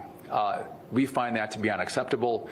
And again, we will use every tool at our disposal to make sure that this ends. Transportation Secretary Sean Duffy announcing major federal action on truck safety. A troubling number of commercial driver's licenses issued to illegal immigrants, especially in New York, where 53% of trucking licenses are illegal. Those drivers should not be on the road. Non-English speaking and non-English reading drivers at the wheel of huge vehicles is now leading to nightmares on the road. Just this week, a Chinese national driving a tour bus allegedly caused a deadly highway crash in Tennessee. Federal agents looking at how he got a New York State commercial driver's license. According to Transportation Secretary Duffy, who you just saw, the driver could not speak English. In October, an illegal from India allegedly caused a deadly crash in California. 3 people died. Others were badly hurt. Also this year, another illegal from India allegedly caused a deadly crash in Florida. 3 people died in that. So many accidents, we'll just scroll them. And while we're scrolling, I will bring in focus now Transportation Secretary Sean Duffy. I mean, this is a lot. How do you stop it? You know, Harris, you're scrolling these names and numbers, and these are Americans who needlessly died on American roadways because our states aren't doing the right work to make sure we have well-qualified, certified, safe drivers on American roads. We have states that are giving out commercial driver's license like candy. And I think if you ask every single American, what do you expect from a commercial driver? They would say they're well-trained. They are professionals, and they're going to keep their rigs and every car around them safe. And what we found is that's actually not the case. We have states that haven't driven safety. They have allowed people who should never have a commercial driver's license. They are not well trained. They are not well certified. And they're not even from the country getting a license and operating, again, an 80,000-pound big rig on an American road. And so we are not going to have it at DOT. We're not going to have it at DOT. Well, then do something about it. Stop the strongly worded letters. Start actually fucking doing something about it. Yeah. Federal government turned a blind eye to the hundreds of unlawful Biden administration policies. Yes, they did, handy dandy, and something needs to be done about it. A migrant trucker couldn't read no signs on the 3 runway ramps that he passed. Runaway ramps. So they have, on the highway, they have runaway ramps that are like sand that the truck could go down if they lose their brakes or whatever. And a 5-mile, 7% grade. Rest in peace, teenage driver at the bottom of the hill. Blitzar. What's up, Granola? Handy dandy, great seeing you here. Thanks for stopping by. Granola, you too. Valhalla, another strongly worded letter. Yeah, they can't even read the clearance signs on the bridges and tunnels. They're making U-turns on the highways. It's crazy. Glad they aren't getting pilot's licenses. Justice delayed is justice denied. It is. And we, the people, are pissed. It is. Oh, my God, right? Sharkman? Me too.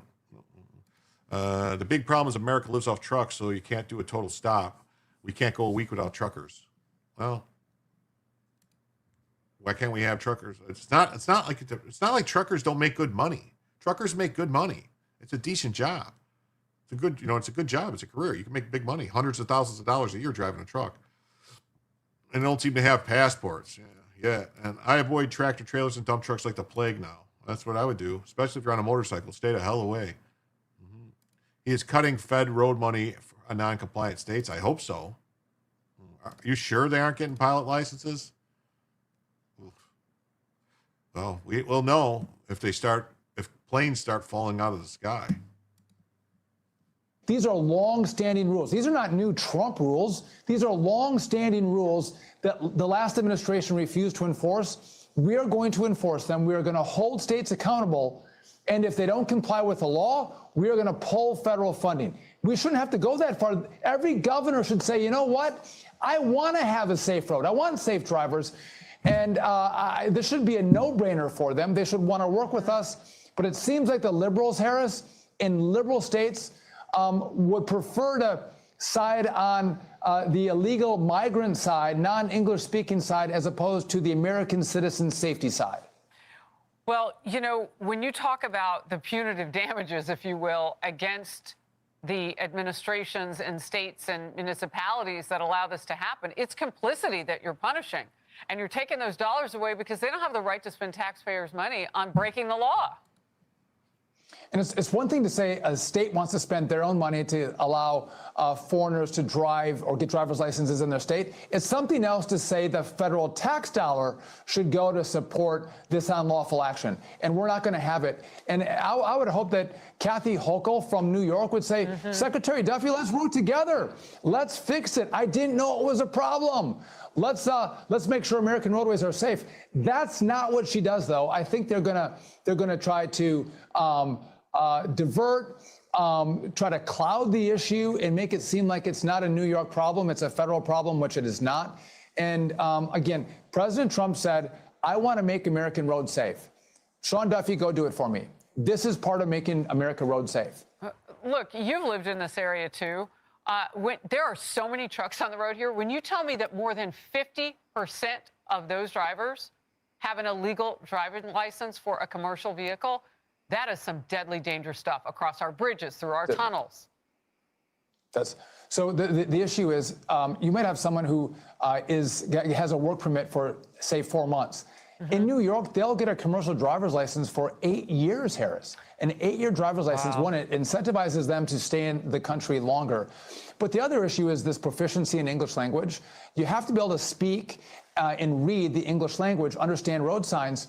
Well, if you're getting a license and you can't speak English, it begs the question, how in the heck did you get through the training course to even get a license? This is rotten to the core, and it's coming from these liberal states. No more, Harris. All right, let's get to this. Amtrak workers are getting a year-end big thank you bonus. Secretary, your department is sending... I don't really care about the thank you bonuses. $900 bonuses. $900 bonuses. 8... We saw that. I was in last night's stories. I didn't get to them. I was on Joe's show. You're following the trucking industries, and there's actually U.S. truckers who are bitching about the delays because we're trying to read out the legals. Go figure. Yeah. I wonder if they have to have physicals like the gringos. I've been home 3 months. It's a real long time for me not to fly. Time for a pee bottle. Well, that's gross. Why do we have a $900 is not a huge bonus. It's a bonus for the Amtrak, and that's because they took the money from the executives. Why do we have a government if they can't protect us? I don't know. It's a good question. Let me fix Bella's camera. She's all... There we go. Look at that. A nice look at her face. What's she doing over here, licking her paws? All right. Amtrak doesn't make money, no profit since ever. Yeah, well, no, what they did was they took the executives, you know, people like, do you know who was an executive at Amtrak? Hunter Biden was an executive at Amtrak. Did you know that? Yeah. Hunter Biden had an executive position at Amtrak. Strange, right? But anyway, the executives at Amtrak, they took bonus. They got, people, Congress and people were like, hey, why are you guys getting all these bonuses for the executives? And they said, why don't you give that to the people? So they took the money away from the executives and gave it to the people. Secretary Duffy warned the government will start to yank tens of millions of dollars from New York. They got 30 days to get in line. I keep hearing this 30 days to get in line. 30 days, a state to found and properly, New York's a state to found and properly issued commercial driver's license to immigrants.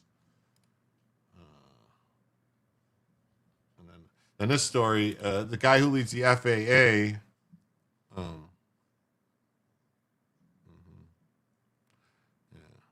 another shovel-ready grift, Peter Buttigieg finally fixed the potholes in North Bend, Indiana for a tune of between 1.2 to 1 to 2 trillion.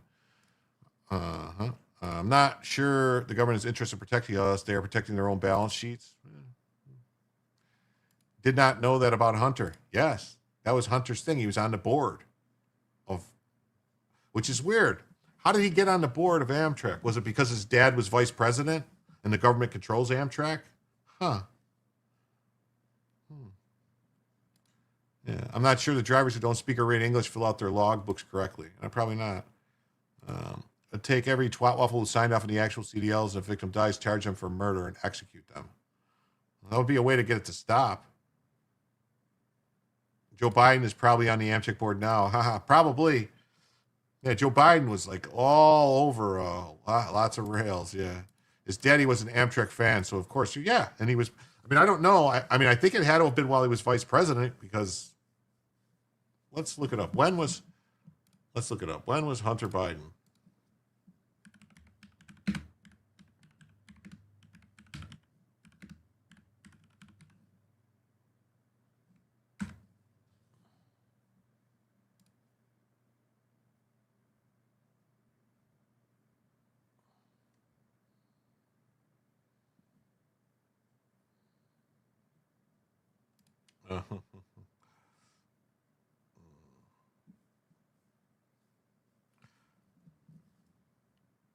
Hunter Biden.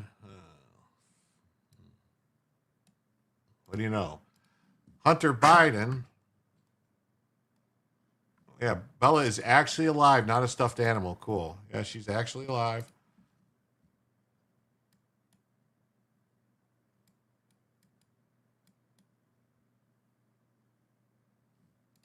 Hunter Biden served on the Amtrak Reform Board after being nominated by George W. Bush,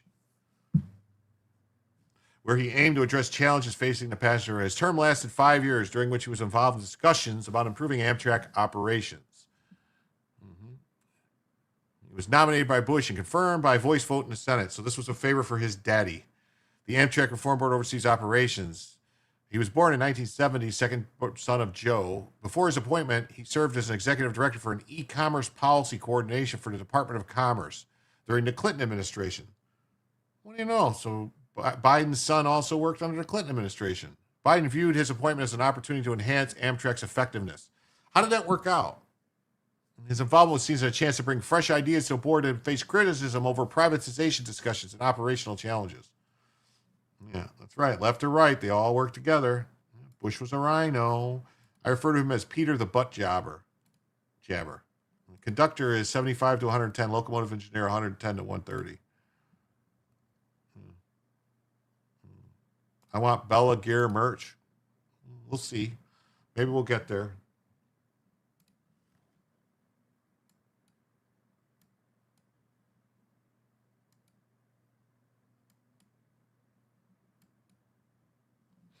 Maybe we'll get there. When does he admit to being an addict? That was later. So younger Biden goes the extra miles for Amtrak in 2007. So yeah, so we that's his story. Now this is a story I want to point out. We're going to talk about this. Senator says FAA administrator failed to sell multi-million-dollar airline stake as promised. So the guy who's leading the FAA, he owned a small piece. He was president and CEO of a small airline called like Republic Airline or something you probably never heard of, a little regional airline. They're in the middle of being acquired by a larger airline. If he was to try and dump his stock right now, it would cause major problems. He's on America's team. The politicians won't get on board. Yeah, I don't think Trump is on anyone's team. He's on America's team. Austin to San Antonio on Amtrak, 110 minutes. Driving, 75 minutes. Go Amtrak. Yeah. Biden loves his trains. Rode millions of miles. Trains of thought. Not much. Not so much. Bella, stop moving already. Jeez.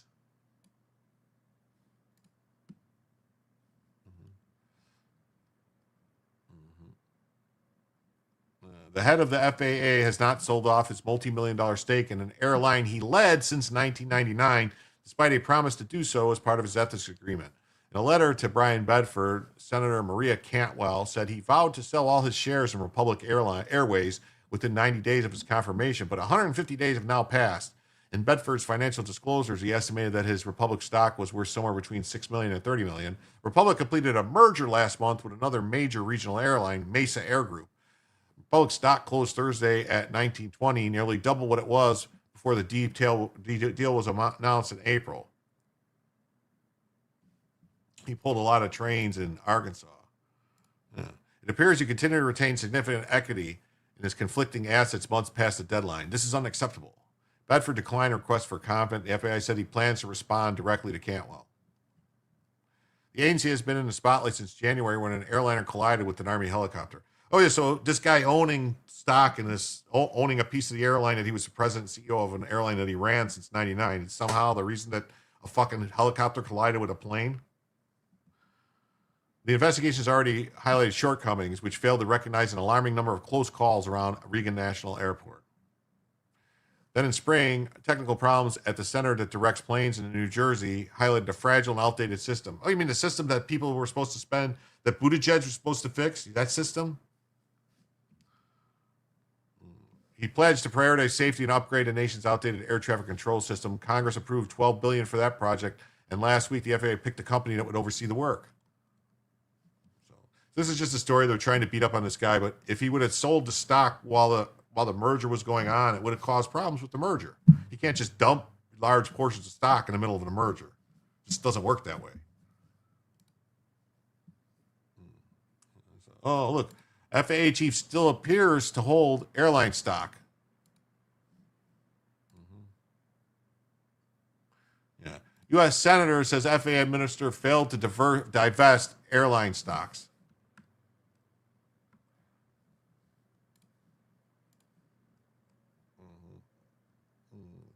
Top Democrat on the Commerce Committee said the head of the FAA failed to divest his holdings in Republic Airways. He agreed to divest his holding within 90 days. And they said that reported holding in the Republic was worth between $6 million and $30 million. Well, that's a big difference. It appears he continued to repay with significant equity in his conflicting assets. So, on November 25th, Republic completed its merger. Under the merger agreement, stockholders own 88% of the combined company stock. The company owns the world's largest Embraer fleet of commercial jets, or 310 E-jets. The extent to which this merger may increase the value of your shares, which you were supposed to divest before the merger closed, or otherwise impact your decision, making it also unclear. Wait a minute, so you would expect this guy to be forced to sell his stock while this merger's going on and lose a bunch of money? Fucking googly-eyed crypt keeper. Yeah. Hunter was in charge of the train doing lines. Yeah. There was a convo that Hilo pilot did it on purpose. Yeah. He failed to follow commands. So this is another thing. They're just trying to this guy, he should have to do this. Here it is. Amtrak workers receive a $900 bonus. This is talking about the bonus. Company senior executives to forego 50% of bonus money, executive bonus system to be restructured. So the executives were going to get a big bonus, but instead they're giving all the workers $900. So they're giving them half the bonus. More than 18,000 union workers at Amtrak will receive $900 holiday bonuses to mark the company's record year of ridership and revenue. Cash and carry. I didn't even notice that was cash and carry. Great to see you tonight, cash and carry. Well done, Lyle. The workers' bonuses announced today come as Amtrak executives agreed to forego 50% of the bonuses that they would have been paid out under their existing bonus structure at the urging of the Trump administration. They directed Amtrak Board of Directors also taken action to eliminate long-term bonuses for senior executives and distribute those bonus funds to union workers. Funny, talking about trains, I once took a train from Riverbank, California to Bakersfield, the same train that Merle Haggard would ride to visit his family. He rode the train like a hobo. That pays off for Biden breaking the strike. Yeah, probably. Hunter, Kamala, Obama, and Zelensky took the Pepsi challenge. They all prefer Coke with extra large straws. Probably. We're truly in a golden age of travel. My department is working every day to enhance the travel experience of American people. People. P-E-P-L-E. People. Leader of the two largest rail unions applauded the move. This is long overdue recognition of the employees who keep the railroad moving. Brotherhood of Locomotive Engineers and Trainmen. president of the International Association of Sheet Metal, Air, Rail, and Transportation Workers. Smart TD appreciates Amtrak's decision to prioritize the men and women who keep the passenger rail system running every day. So a fucktard who's exempted from insider trading is bitching the man is trying not to fuck over employees and stockholders by tanking a merger. Sorry for the run-on. No, that's my point. That's what I was trying to say, Gundam Zig. Like, you said it much better than me. Like, if he would have did that, he could have tanked the merger. Really. I mean, if he's they're like, oh, it's somewhere between this and this, so he owns a large chunk of the company. If he's just forced to dump it. In a separate press release, president of the transportation workers also celebrated a move. Frontline workers make Amtrak run every day, not railroad executives. The bonus acknowledges that fact. So they want to seize the means of production. He called it a major victory following what the union said was years of pressure to address executive bonuses. Amtrak has not commented on the bonuses despite a request from trains.com. Trains!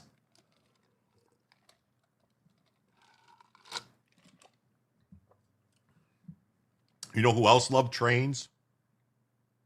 Joe Biden and Hunter Biden. And I understand Ashley Biden did too. Amtrak executive bonus structure has been a long-running source of controversy.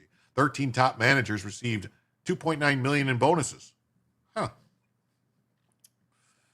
bonus structure has also been a target of hearings. House Republicans asked Amtrak to explain why the bonus payments and the criteria for the bonuses. U.S. Rep. Sam Graves from Missouri, chairman of the House Transportation and Infrastructure Committee, noted in a press release that the committee has advanced legislation to make the executive bonuses public. Yeah, well, if it's public money, why wouldn't it be public? Ashley liked a different type of train, Jim? Oh, okay. I rode a dependence train from SSAN Diego to Boston.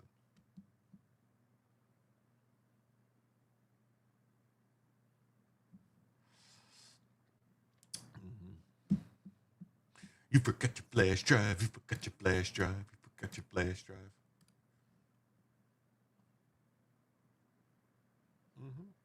I'm going to have to open some more tabs. What do you know? This is my last tab. So Amtrak, 18,000 workers received $900 bonuses funded by executive cuts. So we just read that. So it's they're going to forego 50%. So let me see what we got here. What we got here? I'm going to open up some tabs. Why did it do that? It shouldn't have did that.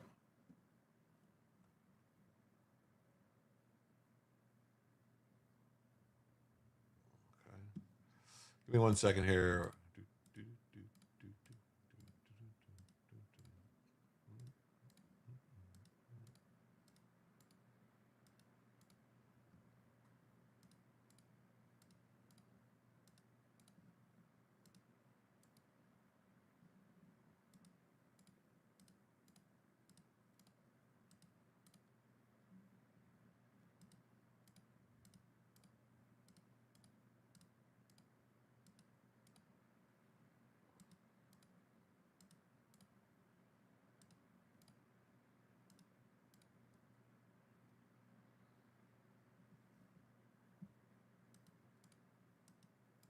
I'm just opening some tabs. It'll be a second here. I'm trying to make sure I have enough.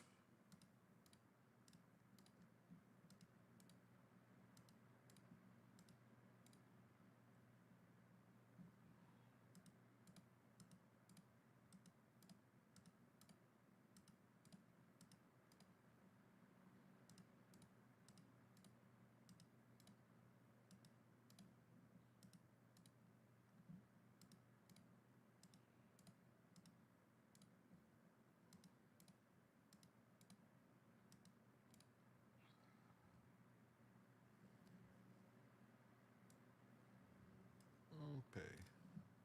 All right. Got this. A federal judge orders FEMA to restore billions in canceled disaster mitigation funding. You missed the governor. Channel, I don't. Boasberg's contempt hearing nixed by a 2-1 appeal to state of DOJ motion. Yeah, I covered that already. It was a better time. It was way better time than this theater. Department of War is not giving bonuses. That sucks. A federal judge in Massachusetts, a massive two shits, on Thursday ordered the Trump administration to restore billions of dollars in canceled FEMA disaster mitigation funding, siding with 22 states and the District of Columbia that sued over the canceled grants. The Trump administration said in April it was ending the Building Resilient Infrastructure and Communities BRIC program, which helped communities with pre-disaster projects to harden infrastructure and improve resilience against increased threats of climate change. So shit that don't exist. The administration called the program wasteful and ineffective and said it would halt the $3.6 billion in funding awarded but not yet paid, and would not award $882 million in grants for the following fiscal year. The program's disruption upended projects across hundreds of communities in both Republican and Democrat states, thwarting plans to improve stormwater drainage, harden electrical lines, and even help relocate households living in areas most vulnerable to disasters. When was the last disaster in Massachusetts that was not caused by their government? Good question. Homeland Security spokesperson told the Associated Press that DHS has not terminated BRIC, but did not elaborate on the program's status.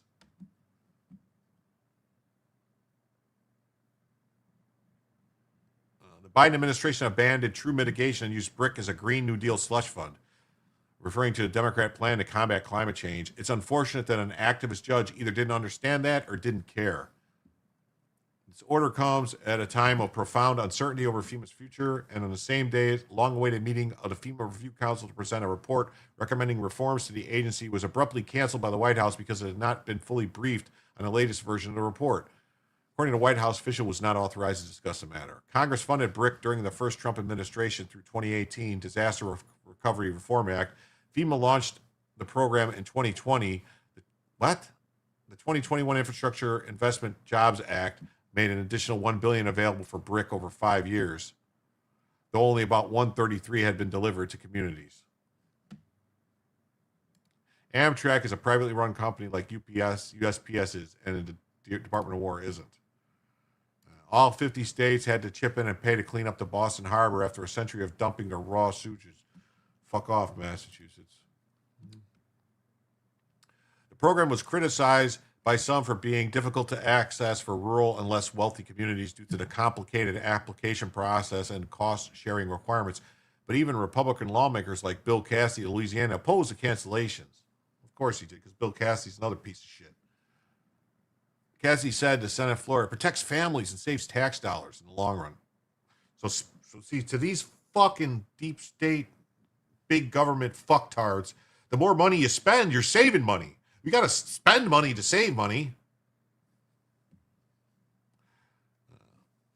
Judge Stearns found that FEMA's actions were unlawful since Congress appropriated the money specifically for the grants, and there was an inherent public interest in ensuring the government follows the law. The BRIC program was designed to protect against natural disaster and save lives. Oh, really? So you can spend money to stop natural disasters? I used to get a bonus from Ford. Too bad the government took 40%.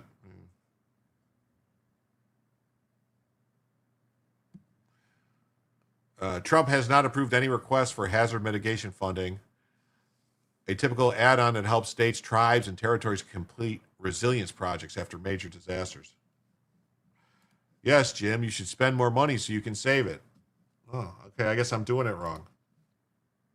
Emergency preparedness grants that states and local governments rely on to staff emergency management agencies or buy equipment are currently frozen after 12 states sued Trump over unprecedented grant stipulations. Multiple studies have shown that preemptive investments in disaster readiness can yield significant savings. Yes. So spending significant money can provide significant savings. The Chamber of Commerce found that every dollar invested saves 13 in economic impact. Whatever. So why don't you spend $13 and save, make more even, right? Bunch of horse shit. Yeah. Restore billions in canceled monies. Oh, here. This is for you, Joe. Joyas en hoy ahora o estar a mira la mira moda fonda de cancelado para la mitigación de desastres. right. Let's see. English. Oh, judge orders U.S. to restore billions in canceled funds for disasters. Here we go. This one is good. Ready? Intel controversy. Amtrak is subsidized like a lot. It is. Cali was probably nicer before you ever got there. Great Spanish, Jim. I know I tried, right? I can fake it till I make it. Intel's controversial ties with China leaked chip tool maker raises security concerns. So what do you know? Intel. Big Blue, as they call it. No, that's IBM. Intel, I don't know what the fuck they call it. Intel. It's working with the CCP. Intel has tested chip-making tools from ACM Research, a company linked to China's sanctioned unit, sparking national security concerns. Chipzilla. Yeah. ACM's involvement with Intel raises issues of potential technology transfer, and displacement of Western suppliers. Intel's actions have reignited debates over U.S. policies on China technology in strategic sectors. Of course, there was a woman involved. She's right there. She's giving away the secrets. She thinks it's funny. Intel is under scrutiny after testing chip-making tools from ACM Research, a company with controversial ties to China. This move raises significant national security concerns and highlights potential loopholes in U.S. technology protection policies. ACM Research, based in Fremont, California, operates facilities in Shanghai and South Korea. Their association with Chinese government-linked activities have previously led to U.S. sanctions. Despite this, Intel has considered using ACM's tools in their advanced chip-making process set for 2027. China hawks have expressed concerns over the possibility of Beijing accessing Intel's sensitive technology and lessening reliance on Western suppliers. Washington continues to closely monitor the dynamics, especially as ACM expands its global footprint, challenging existing market leaders. If this company is based in the U.S. and it's working with China, shouldn't they be like under arrest or something?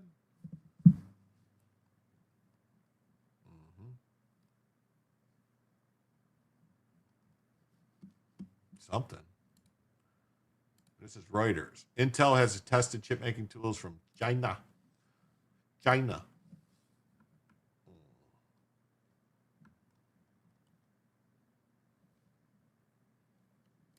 Chip maker Intel has tested chip-making tools from a tool maker with deep roots in China.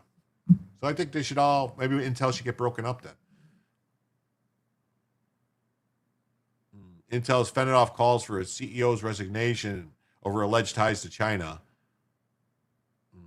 Oh yeah, his president. I think Intel's being run by a Chinaman now. The two so-called wet etch tools used for removing material from silicon wafers that are transformed into semiconductors were tested for possible use in their most advanced process known as 14A. That process is due for initial launch in 2027.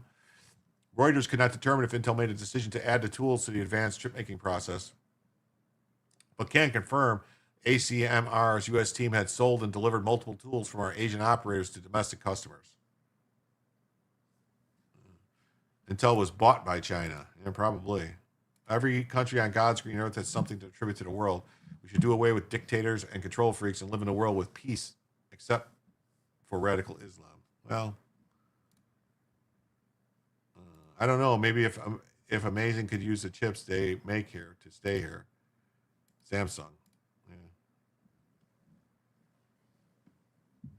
Maybe. But in fact, Intel, which is now partly owned by the U.S. government, would consider adding tools made by a firm sanctioned unit in its most advanced manufacturing. It raised important national security concerns. They flagged the transfer of Intel's sensitive technology know-how to China and eventually displaced the trusted Western tool suppliers with China-linked firms and even the potential for sabotage from Beijing. This is all, it's a sabotage. I made the mistake of leaving the private sector and going to government, but a few more years and I'm done. Chinese toolmakers began the incursions into the global marketplace. Intel's testing of the tools highlights egregious gaps in technology protection policies. So yeah, so buy AMD only. Don't buy Intel. I guess that's what it means, right? Uh-oh. Look at this. Look at this, folks. FDA weighs black box warning for COVID vaccines amid safety dispute.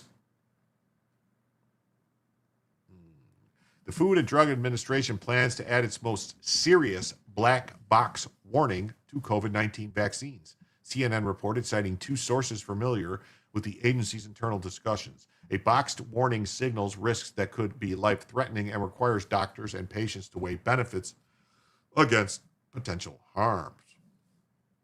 The proposal, driven by FDA Chief Medical Director Vinaya Prasada, has not been finalized, and the key details remain unclear, including whether it would apply to all vaccine types or all age groups. Why not?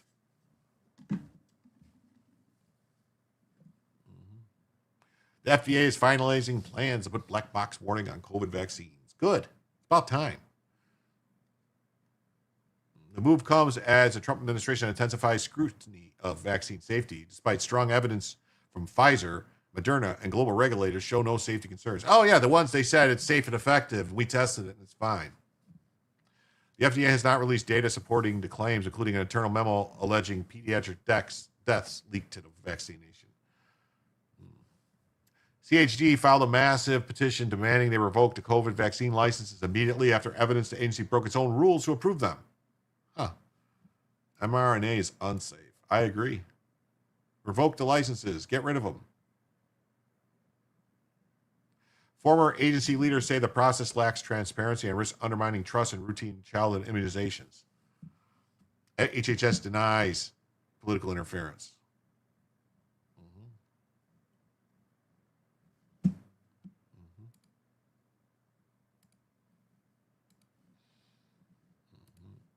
FDA intends to put the most serious warning on COVID vaccines. Good. They're going to put a black box warning on it. So that's good, right? Just banned the delivery technology on mRNA until further notice. They stopped using it in livestock in 2015. FDA may add its strongest warning label to mRNA COVID-19 vaccines. Why is the COVID vax only recorded in each person with significant doses? All others are upwards of 50 people with one vial. I don't know.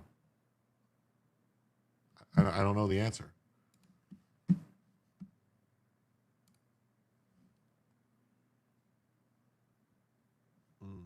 Look at this story.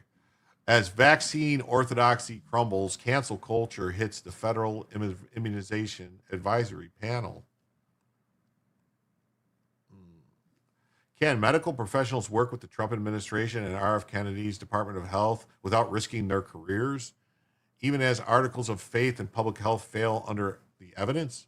It's an open question after pediatric cardiologist Kirk Milhoan allegedly lost his practice solely because he now chairs the Centers for Disease Control and Prevention's Advisory Committee on Immunization Practices, which has reorientated its recommendations around individual decision-making since Kennedy's remade the panel. Joe, I thought the NDA passed the House 2 days ago with a 4% raise. I must be confused. A 4% raise for active duty military.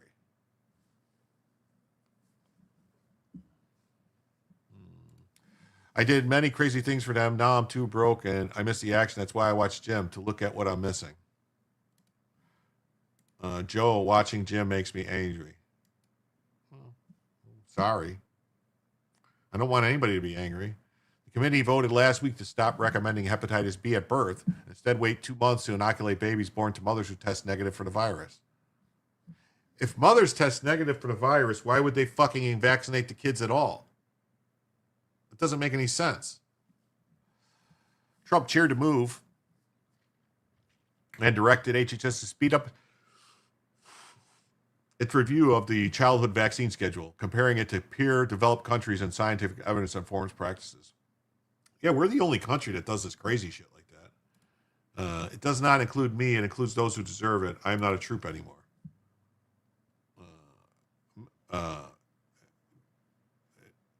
AKIP Vice Chairman Robert Malone identified Driscoll Children's Hospital in Texas as having removed Milhone, stating he directly confirmed with Milhone, whose wife Kimberly made the claim in an essay, while both were at a Hong Kong medical conference. They heard the same employer from an HHS source in contact with Independent Medical Alliance Global Health Project President Catlin, a friend and colleague, confirmed as well. Tatar Healthcare Systems identified Milhone's location as Driscoll Physicians Group, which is part of the hospital. Just the News called the listed number to ask whether Milhone was still on staff. It was forwarded to a voicemail for someone in a pediatric intensive care unit. Pretty clear message. If you work with Trump, they will attempt to destroy you professionally. Philadelphia cardiologist Anish Koka wrote on X, after Malone said her husband was suddenly removed following an overwhelming number of calls to his practice demanding his firing based on 2 weeks as the AKIP chair. So he gets hired by the government to be the chair of this board, and then they fire him. Joe says, it makes me angry too, but it's like therapy. It just frustrates me. I have to keep coming back hoping something good happens. Well, I'm hoping something good happens too. You don't think you don't think this is affecting me? And I see stories and I read the things that you guys don't even hear about. There's stuff we don't get to that I've got to deal with, and it bothers me. The pharma cartel has a long reach, is how the Human Genome Project participant Kevin McKernan, whose research concluded Moderna and Pfizer vaccines had DNA contamination exceeding U.S. and Europe regulatory limits. An evidence-based 2-month delay in the Hep B vaccine is grounds for firing, exclaimed autism researcher who sought retraction of a CDC-authored paper that allegedly hid contrary evidence to rule out a vaccine autism link. The hospital appears to have received so much blowback that it reinstated Mahone by Friday morning. You can actually feel your blood pressure rise with some of the stories. I was vaccine injured in 92 and had emergency tracheotomy. I still suffer from Guillain-Barré syndrome. Wow. Mm-hmm.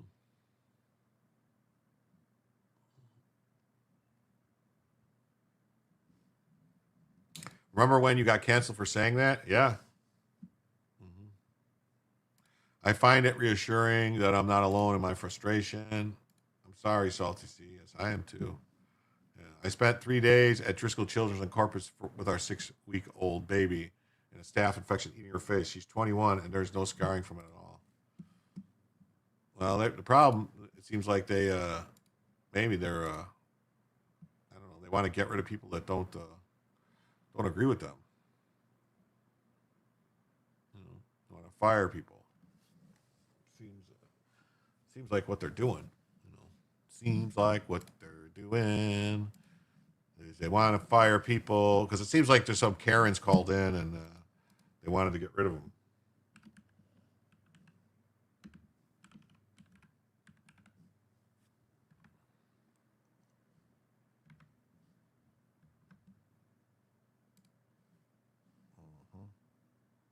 What the hell happened?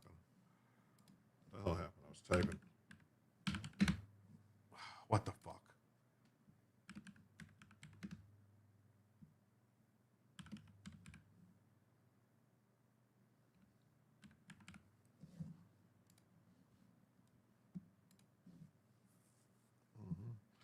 Sorry. Wow, we had a good show. We've been going over 4 hours now.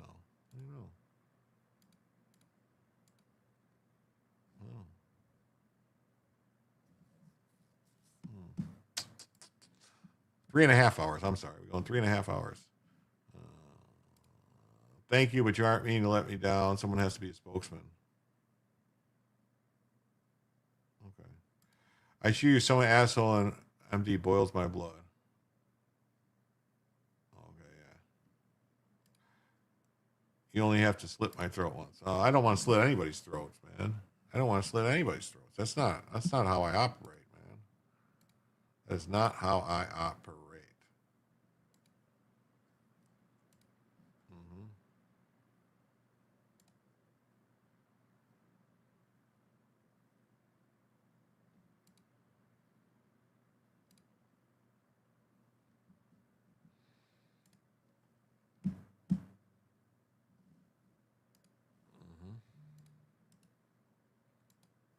Okay. All righty. Oof.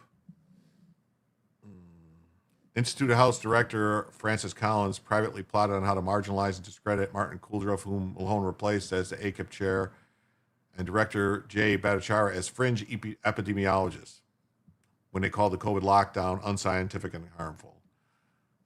So Stanford University subjected Bhattacharya to a star chamber to restrict his research that showed COVID had already spread widely before the lockdowns.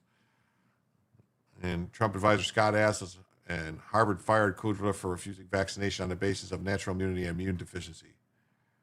Defended her husband as a vaccine advocate throughout his career and believed and recommended that most cases of benefit outweighed the risk associated with vaccines.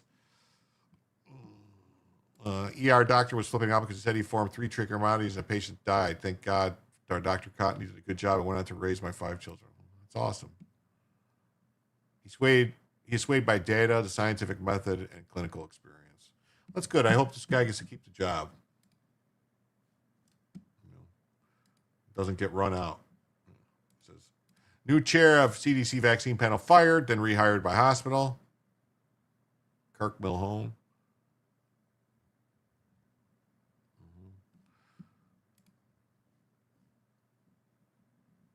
This just says she was, according to the wife, this guy was fired. Media from blaming newly appointed Health and Human Services Secretary RFK Jr. for the outbreak, linking his skepticism of vaccines to the event.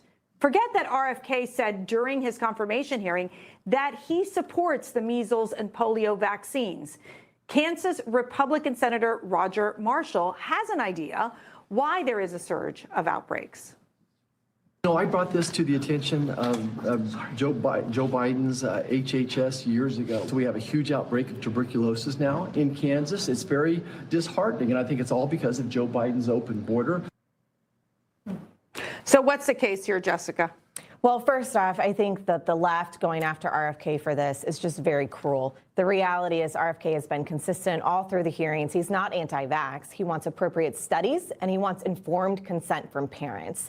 And so I think what this situation is opening up is that parents' view on health, especially today, is so much different than it was a decade ago. They're more informed. They want to know, we want to know what our kids are eating, what is being injected into their arms, and they want to have transparency and trust with their doctor, and they're not finding that. So when you hear a story like this happens, our first reaction should be empathy and sorrow to hear, but not to blame it on the parents that just want what's best for their kids. Yeah, I mean, Jason, you know, we're parents. We dealing with making these decisions. I know that it's gone from having like 40 vaccines back when we were growing up to like 70 or 80 vaccines for these kids. And it does raise these questions about how many vaccines do we have to give our kids? Now, blaming RFK for this particular case, I think, is very reckless. Your thoughts? So I don't think he should be blamed for this particular case, but overall, him being anti-vax is a fact. And the fact that that he's anti-vax. The fact that is not he's been a fact. saying that he's anti-vax for years. There's a difference He's been pretty much talking about saying that it causes autism. These are things that he said. He said so many crazy things. He said his kids have been vaccinated. And when it comes to the measles vaccine, talk to the people in Samoa when he was saying that those vaccines were dangerous and blaming it for the death of those children, which wasn't that someone put a. All right, I don't know about you guys, but I'm old enough to remember the episode of the Brady Bunch when Peter comes home from school with the measles. And they go, oh, my God. And then they had all the kids. And they were laughing about it because how it's sick. It's just a fever. And you don't have to get any shots. You don't have to do anything. Just sit out. Like, when I was a kid, people just got the measles. When I was a kid, people just got the chickenpox. It wasn't, you know, it wasn't this whole thing about, you know, these people didn't freak out over the measles. You know, there was German measles, I think, or there was a different measles that was bad, but regular, you know, you had measles, mumps, and chickenpox. Yeah, most of those things are fine if you're a kid. I mean, I think mumps is a problem if you're an older male. Like if you're a man and you're above like a certain age, it can actually make you go sterile. Yeah, they used to have chickenpox sleepover parties. Yeah. If someone had a chickenpox, all the kids in the neighborhood would go there to get the chickenpox to get it out of their system. I mean, now we're understanding that it's dangerous if you're a male teen. Yeah. If mumps is bad if you're older. Like a chickenpox party. Yeah. But they would have measles parties and stuff like that. Mumps a little different. Chicken pox meant going to the infected house and making sure it got through the neighborhood quickly. Yeah, chicken pox pies. Yeah, prepubescent, definitely. Chicken pox is a bitch for an adult. I gave it to my older brother. Yeah. I was given chicken pox soap as a kid. Oh, okay. But anyway, but see, now they're finding out, I will say that what it is, it wasn't, now they're finding out that chicken pox probably ain't such a bad, like it's kind of bad because if you had chicken pox as a child, you are now more likely to get, I think, shingles as an adult. So now they have a shingles vaccine. Has anybody gotten the shingle vaccine? Has anybody taken it? They keep trying to tell me to take the shingles vaccine. I haven't decided if I want to yet. I've been thinking about it, going back and forth, if I should get the shingles vaccine. Kennedy isn't anti-vax. He's anti-garbage in the vaccines. That's why he's blaming for the surge in autism. Yeah, he's not blaming no one's blaming the vaccine for autism. They're blaming the mercury and the other metals in it. Last thing I got shot into me was anthrax.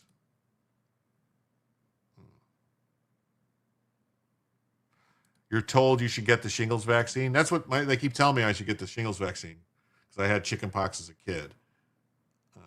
Get the shingles vax. You're over 50. Shingles is no joke, but it won't kill you. That's what they say. It's very painful.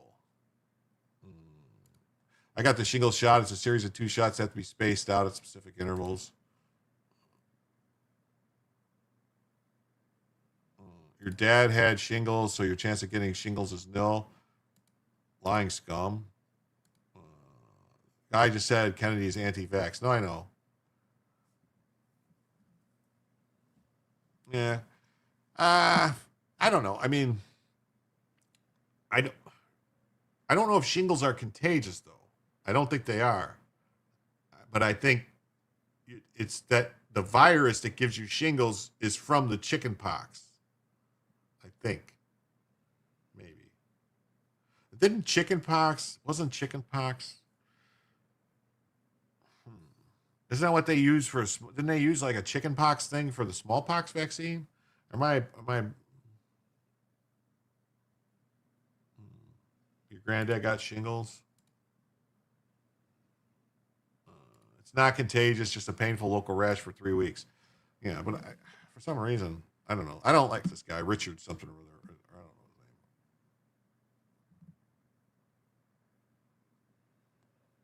At least he found out on the first visit that the office is whack. Muscle relaxant in the vaccine, and 3 children died. And then a bunch of people didn't get vaccinated, and then 83 more people died. So again, his actions have been reckless. They can't be blamed on this particular death, but his sideways science that he does is dangerous. I don't think it's sideways science. I think it is bringing up questions that all of us as parents have had on the excess of vaccines and making sure that the right studies are in place, especially for the mRNA vaccine types, which have really been something of a new phenomenon in the pharmaceutical industry. Well, and also, I'm sorry, I'm wrong. I just remembered what it was. Yes, smallpox was bad. Chickenpox not as bad. They used some kind of cowpox. They used some kind of cowpox that was similar to smallpox, and they tweaked it to make it a smallpox vaccine. Some kind of milkmaids who got cowpox didn't get smallpox. Yeah, so they did something with the cowpox for the vaccine, if I'm not mistaken. Is this that trust the science person who thinks there's more than 2 genders? Yeah, it is. Yeah, it is. Yes, it is. Yes, it is. Yes, it is. Yes, it is. The whole COVID hysteria was out of line. Yes, it was. Let's see here.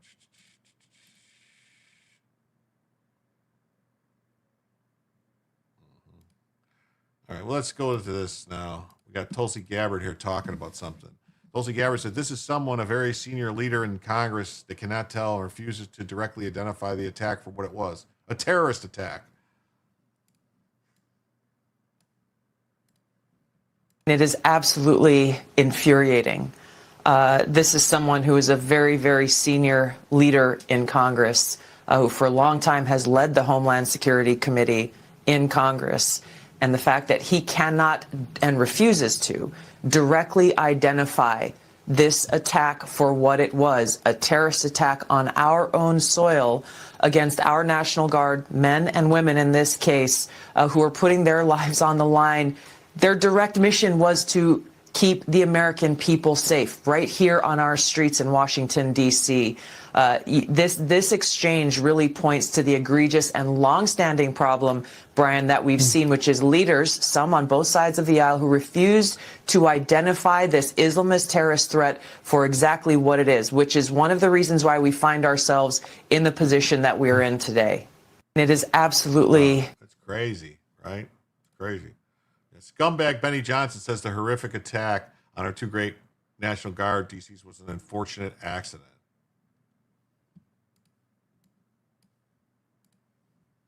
Madam Secretary, you and the gentleman from NCTC referenced the unfortunate accident that occurred with the National Guardsman being killed. You think that was an unfortunate accident? I mean, It was a terrorist attack. wait. Look, I'll get it straight. Then you can He shot our respond. National Guardsman in the head. Look, Mr. Chairman, will you direct the witness to allow me to ask my question? Ask it. It was an unfortunate situation. Madam Secretary, you and An the gentleman. unfortunate situation.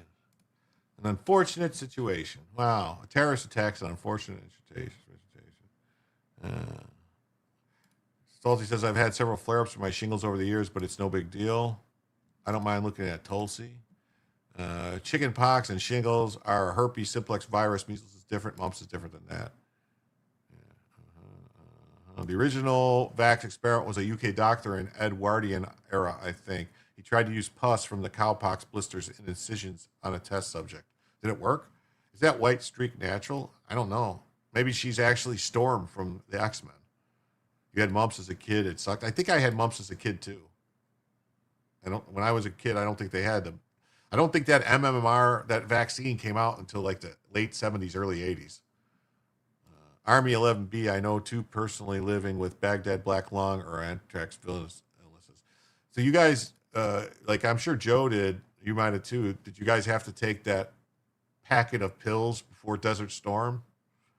And basically, it was an experimental drugs that the government made you take that caused a whole bunch of people, kids born with some screwed up things passed down from it was anti-biological weapon medication.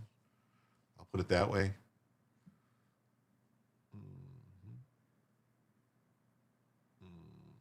Smallpox jabs weren't that bad. No. Drop the hammer, Tulsi. You're the best position to hurt the beast. That's right. Sorry to hear that. I love my trigger pullers. It was an accident. He didn't mean it. Yeah. I had a friend who came back with Gulf War syndrome. It got worse and worse. Yes, that's what I'm talking about. The Gulf War syndrome was because of the experimental anti-anthrax, biological chemical weapon drugs that they made everybody take like at the last minute. Actual question. Yes. No, the kid died, I think. Me either. Some guys weren't knocked out by it.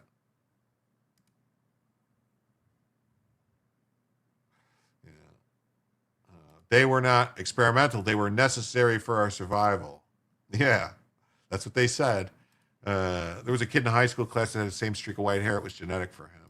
Okay, I'm caught up and can sit for a minute. Anytime I hear vax crap, I think of Jim Brewer. Follow the science, follow the science. Jim Brewer, yeah, he's great. Hey, Sunshine. I forgot what drugs were given us in 2003. He had a few nocturnal emissions, though. This I'm talking about back in 90 and 91. That's what I'm talking about. Fucked a bunch of people up I knew. Fucked them up.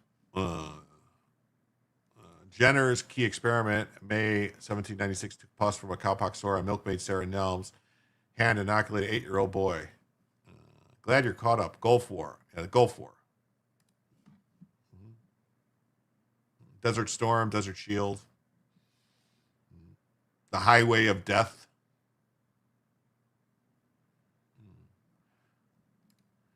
John Campbell discussed a German study that basically shows a vax gave zero advantage. It was all downside. My mother worked for a state hospital in Pomona, California. Almost every single child has been affected by a vaccine. Phipps developed mild cowpox symptoms and recovered, later exposed Phipps to smallpox, no infection. Desert Storm. Yeah. It was Desert Shield, then it was Desert Storm, then it was Desert of Death for the Iraqis. My mom fought the vax for kids that left a circle scar on your arm. I didn't get that one. Well, there's a different circle scar. There's the one that they use the air gun for, which in the military, and depending if you, the scar comes from if you don't get it perfectly squared. If you get off, you'll be bloody. But as long as it's pressed in correctly and administered correctly, it's not supposed to really leave a scar, as far as I know. Norman Schwarzkopf. Yeah. 101st Corn Pop. You're still going live. I just put in timeout on another channel. Who'd put you in timeout, Corn Pop? I got put in timeout today. Ring around the rosy, pockets full of posy, ashes, they all fall down. That was actually for smallpox. 1973, most of my friends have that scar. My kid's school was giving flu Manchu. I took her out of homeschool for a year until DeSantis stopped that bullshit. Yeah.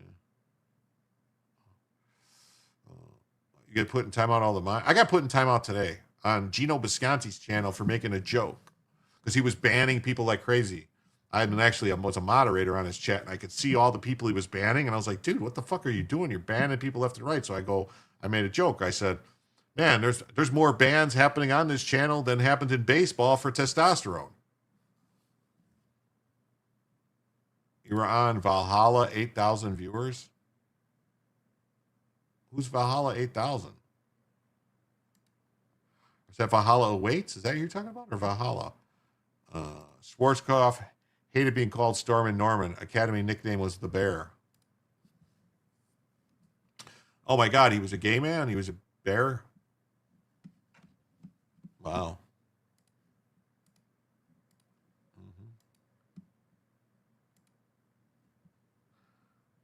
So this is, House Dem calls murder of National Guardsman an unfortunate accident. Thalidomide was given to pregnant women for nausea. That caused horrible disfigurements. Yeah, thalidomide babies. Yeah, they would call the corn pop.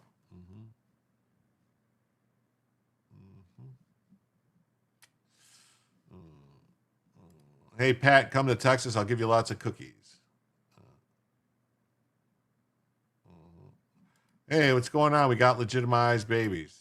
Yeah. Rick Perry made it mandatory all sixth graders got the Guardian cervical cancer for oversexed girls, and Perry got a donation to his campaign from Merck. Hey, coming in hot. World Radio 332. What's up? That's called misogynistic. Okay.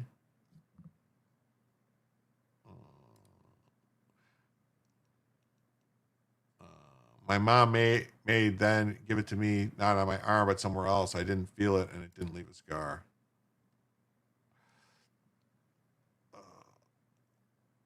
I've been known to be a man. Okay. You think it was an unfortunate accident? It was an unfortunate situation.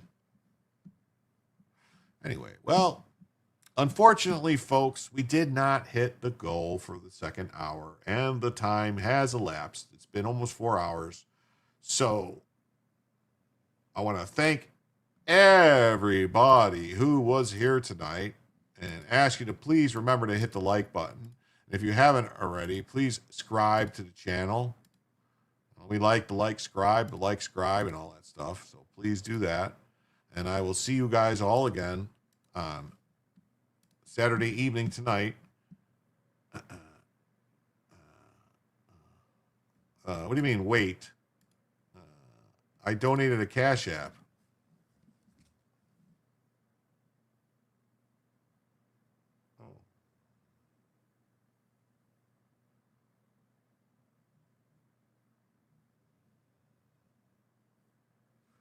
Well, thank you for the 20 World Radio, but that still doesn't even get us close. I'm sorry. In an extra hour, man. Hold on. What? Joe says, God bless all. Thanks for reaching the goal. Well, good night, Mama Pillow. I mean, I don't know what that means. $1.99. Oh, okay. $1.99. Thanks. I appreciate it. Have a good night, brother. All right. I appreciate it. I mean, I'll give you the, and I'll do this and I'll say, hey, thanks World Radio for the 20 on Cash App. So with that, I'll do this. And then we're now 80 away from an extra second extra hour. And then we have the $2 from First Corn Pop. That's going to, oh, okay, I'll do that. And that's going to make us, we are now $78 away from the extra hour. Thank you so much. But I just don't see it happening. Heyo. But we almost got a call from the governor. Reimer twins. We're 78 away in 24 minutes. No, we're not. 24 minutes. We're like Jim's the man, brother. I'm trying, brother. I'll see you guys all Saturday night. Try again. 10 o'clock, 9, 10 o'clock. We'll start the show. And we'll see what happens. Thank you so, so much.